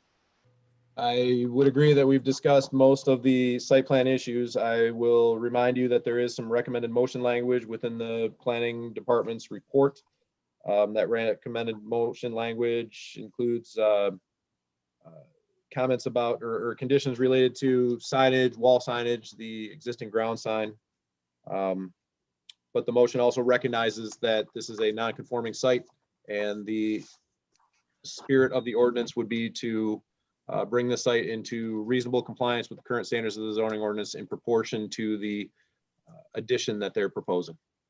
Do you feel, Dave, that we are in that position now that it's brought more reasonable to reasonable condition? It's my opinion that this is a considerable improvement to the site we currently have. And while I can certainly recognize the concerns of the neighboring property owners, I think it would be difficult to look at this existing site and not recognize that it is in need of some improvements. And I see this as an opportunity to make those improvements. Okay, George, any comments? No new comments. No new comments. Okay. Brian Perro, Nothing new for me. Chelsea.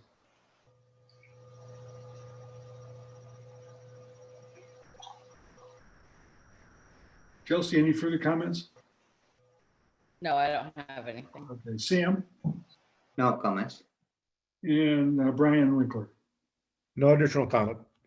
Okay, I'd like to have somebody make a motion for this so we can move on with it. Is somebody there who cares to make a motion on this particular site plan?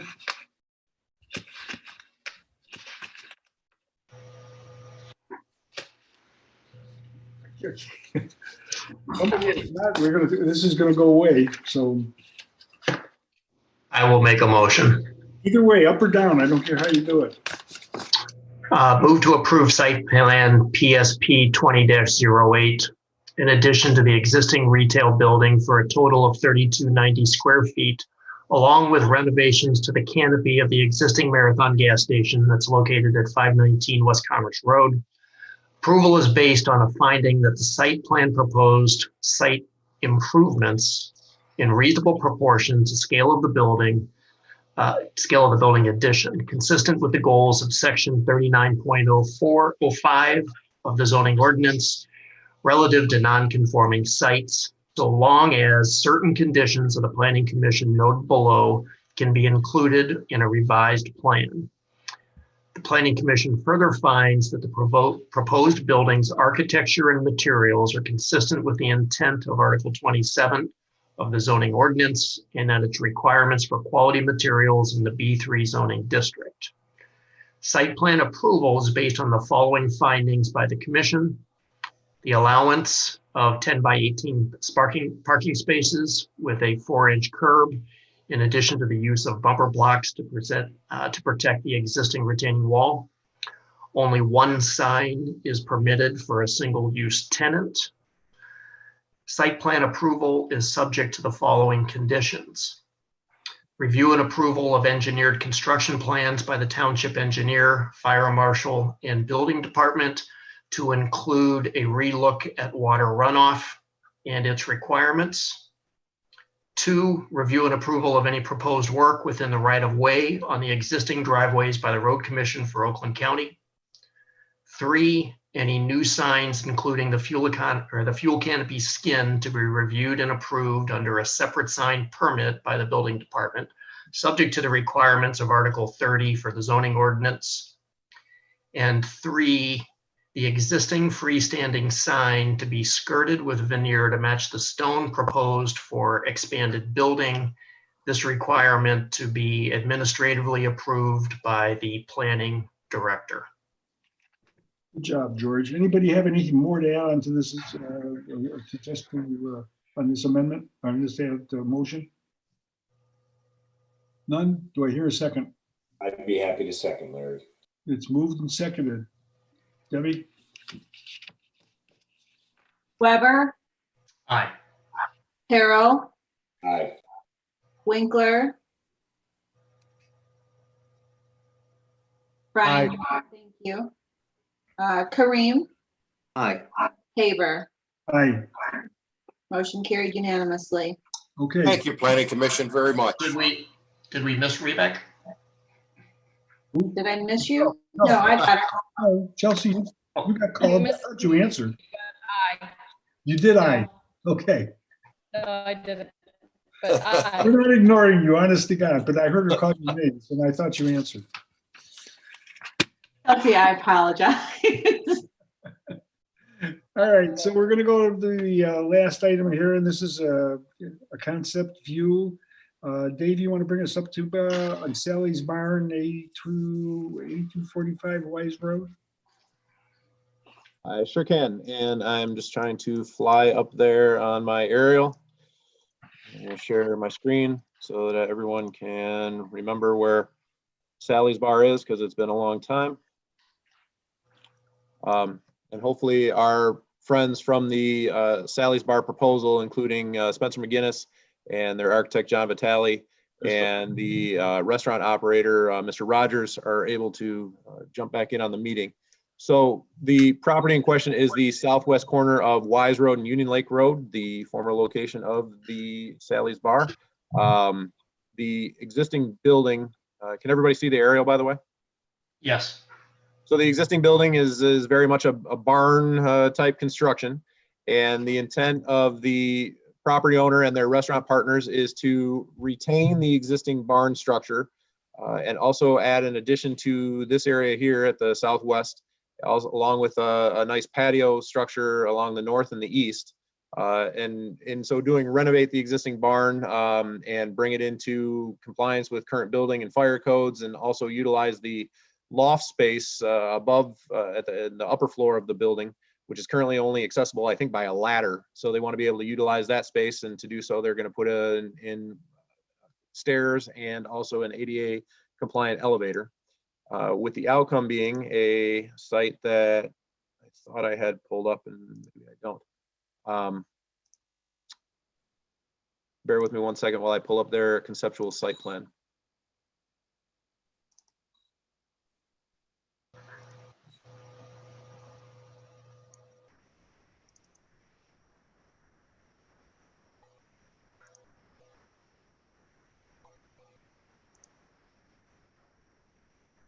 So my laptop is thinking about it. All right, we'll just talk through it, and if I can get it to pull up, I will. Oh, here it comes.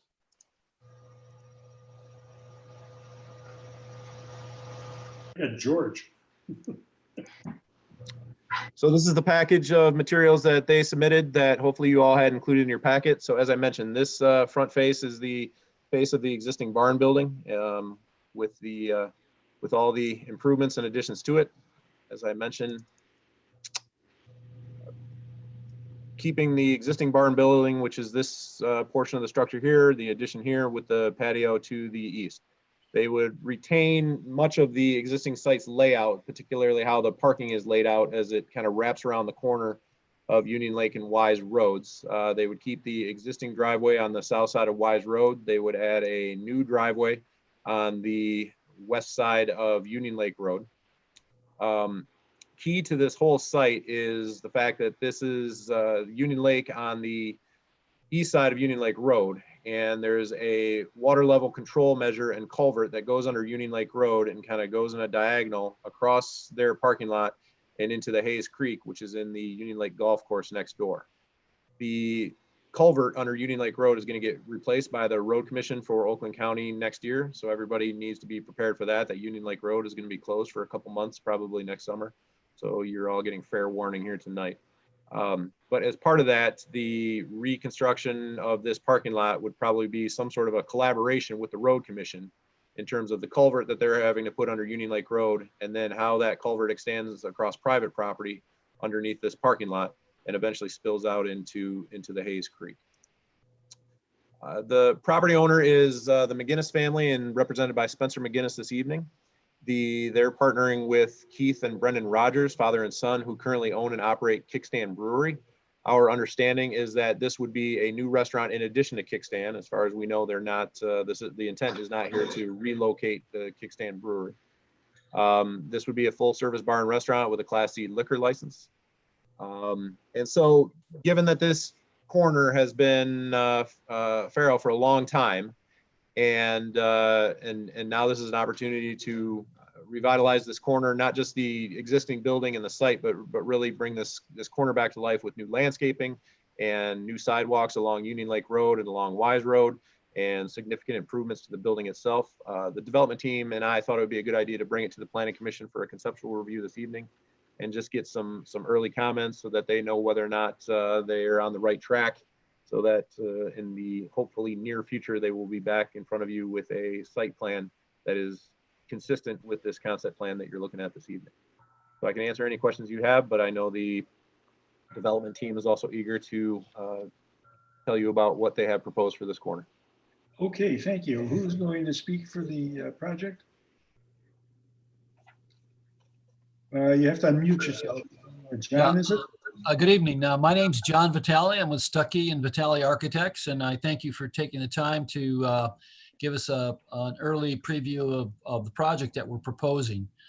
Dave, thank you. You did a great job introducing the project. I think you touched on many of the points that I was going to talk about. I think that we're doing quite an extensive renovation of that building. We're still keeping the barn shape, but respecting the historic value of this barn that's been a landmark in this location for quite a long time. I think conceptually, we have our clients are some very successful restaurateurs.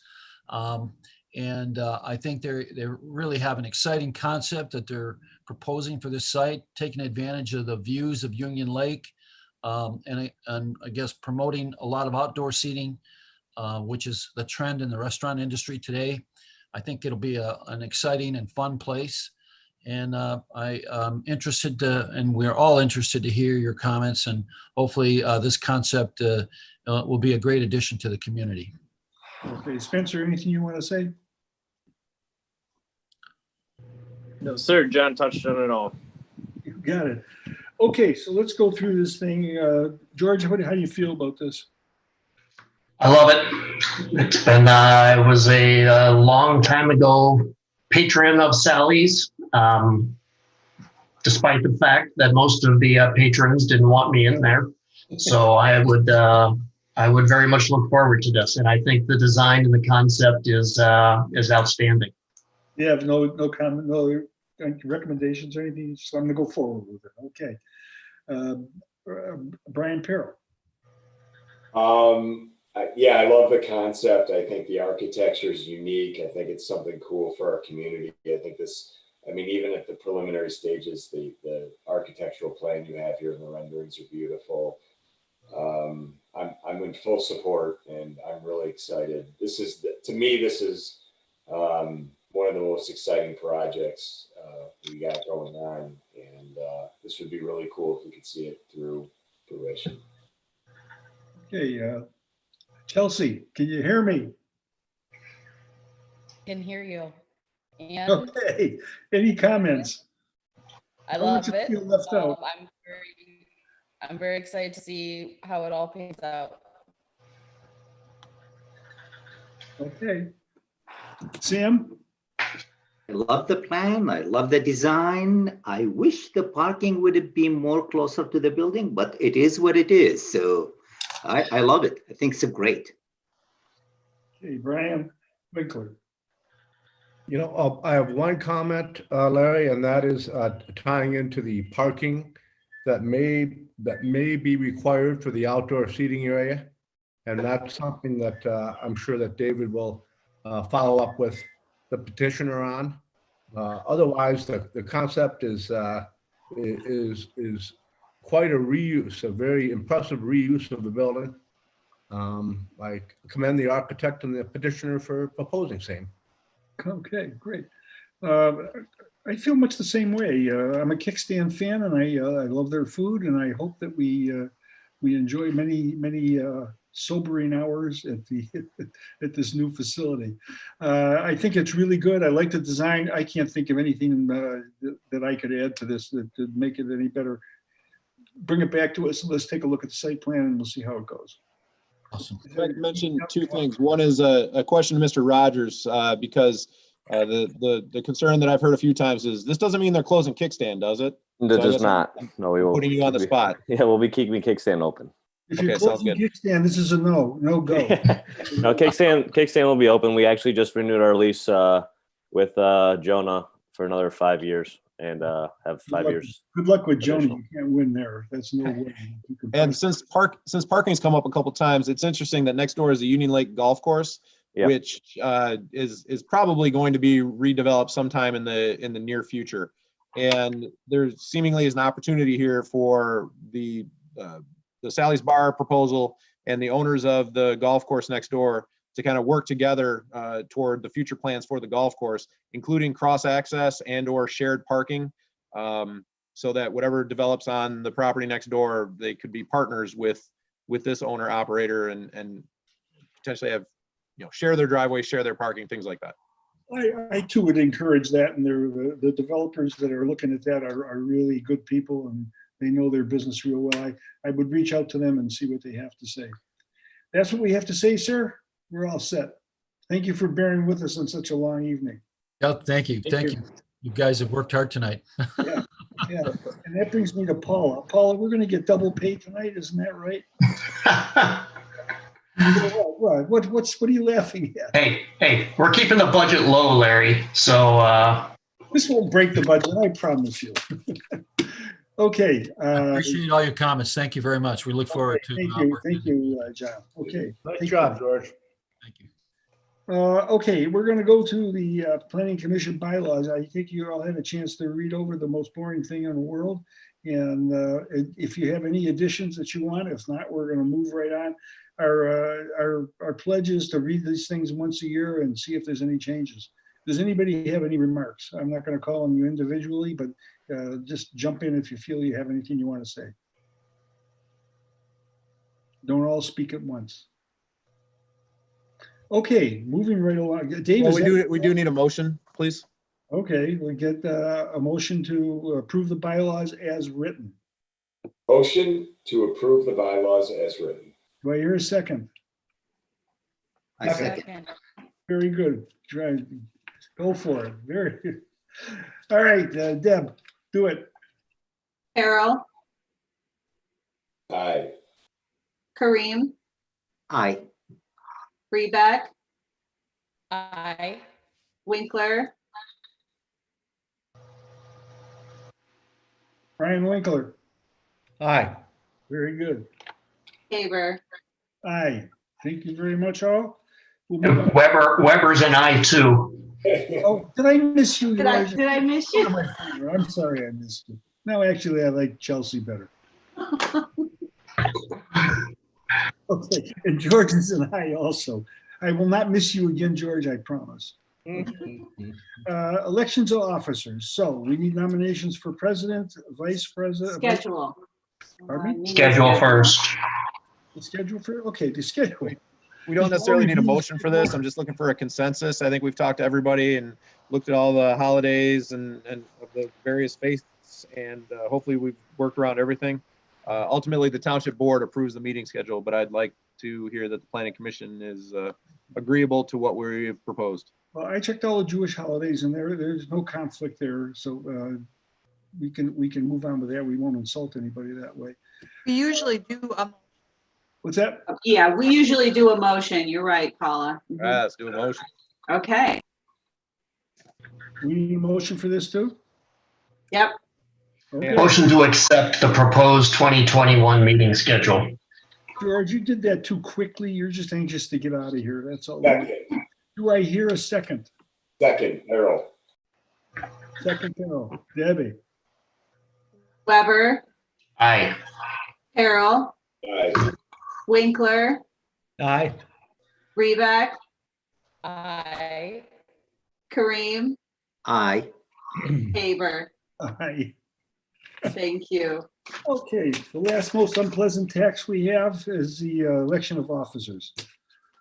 So we have 3 positions to fill: president, chair, vice chair, and treasurer. And do I hear any nominations for any of these?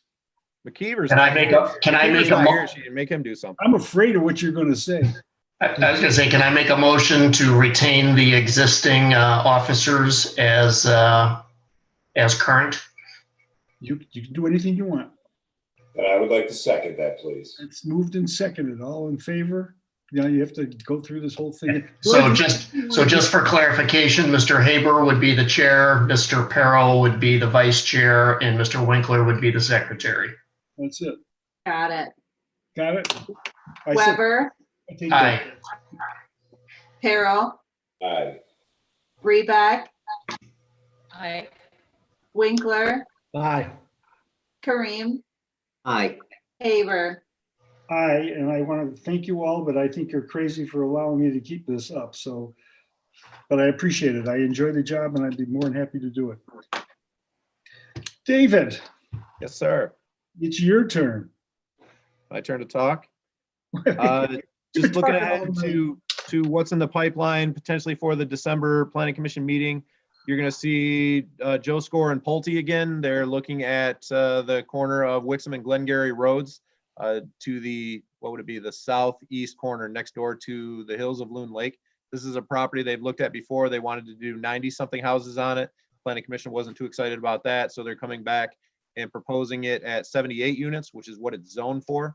They are proposing to do it as a cluster development, which means they would keep the density there allowed, but they cluster the units together in an effort to preserve open space. So they will potentially be in front of you at the December meeting. Also potentially at that meeting is the reserve at Crystal Lake, they're calling it, which sounds nicer than calling it what it is, which is the gravel pit. This is going to be a PUD, a planned unit development, and they would be looking for approval of that concurrent with kind of the other track they're on, which is getting brownfield approval from the township and from the county and from the state to develop that site as a brownfield. And if anybody's got any questions, jump in on any of these.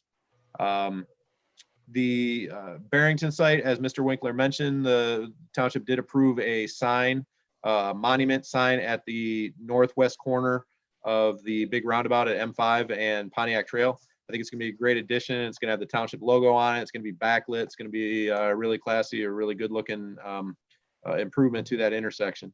And if you haven't had a chance to go down there in general and see all the landscaping they've done just in the last week or two, it's really starting to come together. It's really turning into a fantastic looking site, in my opinion. We may have a concept plan for the southeast corner of the big roundabout, M5 and Pontiac Trail. Mr. Stacy alluded to this at the beginning of the meeting. It would be for a self-storage facility, which on the one hand might not be the most exciting land use leading into our downtown 5 and Main development that Mr. Akins is hopefully going to do. But at the same time, it's a tough site in terms of access, and to have a low traffic generator at that corner might be something that we would want to consider, as opposed to a use that might be more exciting, but might also generate a lot more traffic on a corner that is not ideal in terms of traffic access. You may have noticed on M5 that they're starting to close down lanes. That's because they are taking down the blue wave panels on our non-motorized bridge over M5. Those wave panels have been rusting away. We've been hearing all about it. They look terrible. The contractor messed up. They did not galvanize those wave panels like they were supposed to. They've admitted that it's their problem to fix, and so they're out there fixing it. They're going to have to take down those wave panels, take them back to a shop somewhere, get them cleaned up, galvanize them, repaint them, and then they're going to reinstall them in the spring. Meantime, they're stealing lights from our bridge, so we got to figure out A, how to replace those lights, and B, how to keep them from stealing them anymore. Couple proposals that you're potentially going to see in the near future. One is for the Feder property. This is on the west side of Haggerty, north of 14 Mile. They want to come to you with their own PUD to have retail out along Haggerty, with residential on the bulk of the property to the west of that retail. And finally, I'm sorry, Dave. Yes. Where was that? That was so north of the shopping center at 14 Mile and Haggerty, where the Panera Bread and the Kroger are. There's all that vacant land. They've brought a couple concepts to the Planning Commission over the years. Is that not the same site that we just had a review last? So is this that same developer, or is this somebody new? No, this is that same developer. They brought a concept to you, and now they're telling me that they want to move in a more formal procedure toward a PUD. So you may see that as a kickoff meeting, a formal kickoff meeting, as soon as the December meeting. And the last one to be on your radar is another one that you've seen before, which is there's a couple properties near the corner of Bernstein and Glengarry, where a concept plan came from in front of the Planning Commission a couple years ago to do some apartments there. There is now a different group, including Mark Z, famous from all his commercials, who wants to do his own apartments on those properties. So they may want to get a concept plan in front of the Planning Commission in December. And maybe, Dave, I'll just jump in as we're talking about apartments, and that just so the rest of the Planning Commission knows, there's been several discussions in the last several board meetings on density and the concerns over density in the area. So whether it's apartments or whether it's high-rise condominiums, it's an ongoing concern and something that we as the first line of defense just need to be aware of. Absolutely. Every conversation I have with folks who want to meet with us and discuss more residential and particularly more attached residential in Commerce Township. We make it real clear to them early and often that this is not going to be a slam dunk. I totally agree with that. And let's look into it, and we need to act on that, but we need to do it quickly. Okay, anything else? That's what I've got. Okay. David, can I ask you a quick question in regard to the pedestrian bridge? Is this contractor going to be responsible for after the repairs are done? Are they going to be responsible for painting the white surface? Yes. In fact, we were hoping that part could still happen this fall, but it's gotten late enough in the fall where we may, despite all the nice weather we've had the last week or so, we may have missed our window to do that. So yes, they are going to clean and then reseal that white fascia that has all that streaking staining on it. But that's probably not going to happen until the spring when they put the panels back up. And who's going to repair the lights? The lights belong to the township, so they stole our lights and we gotta pay to put them back in. David, I have a question for you and Jay. I noticed some construction activities that started up on the northeast corner of Oakley Park and Newton. It was a lot that had been cleared, well, probably a year and a half, 2 years ago. And there was some construction activity taking place, and I wanted to know what was what the two of you knew about. That's actually the contractor for the Newton Road Force Main project that Jason referred to earlier. They're using that parcel as a staging site. So while they're working on it, you'll see them working there, and then when they're done, they'll grade it back out and topsoil seed mulch. Correct, Jason? Thank you, Jay. Yes, that's correct. All right. I know we're all having a lot of fun here, but I think we're going to have to quit for tonight. So if somebody will make a motion to adjourn.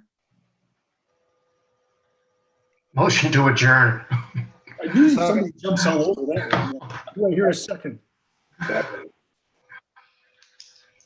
Carol, was that you second? I was. Okay, Weber. Aye. I have Peril. Kareem. Aye. Reback. Aye. Winkler. Aye. Haber. Aye. See you Thank on the you. 7th, and we're going to make it a real much shorter meeting, I promise you. Maybe. Have a good day. Good night. Good night. Thank you, everybody. Thanks, Dave and Paula. Great deck.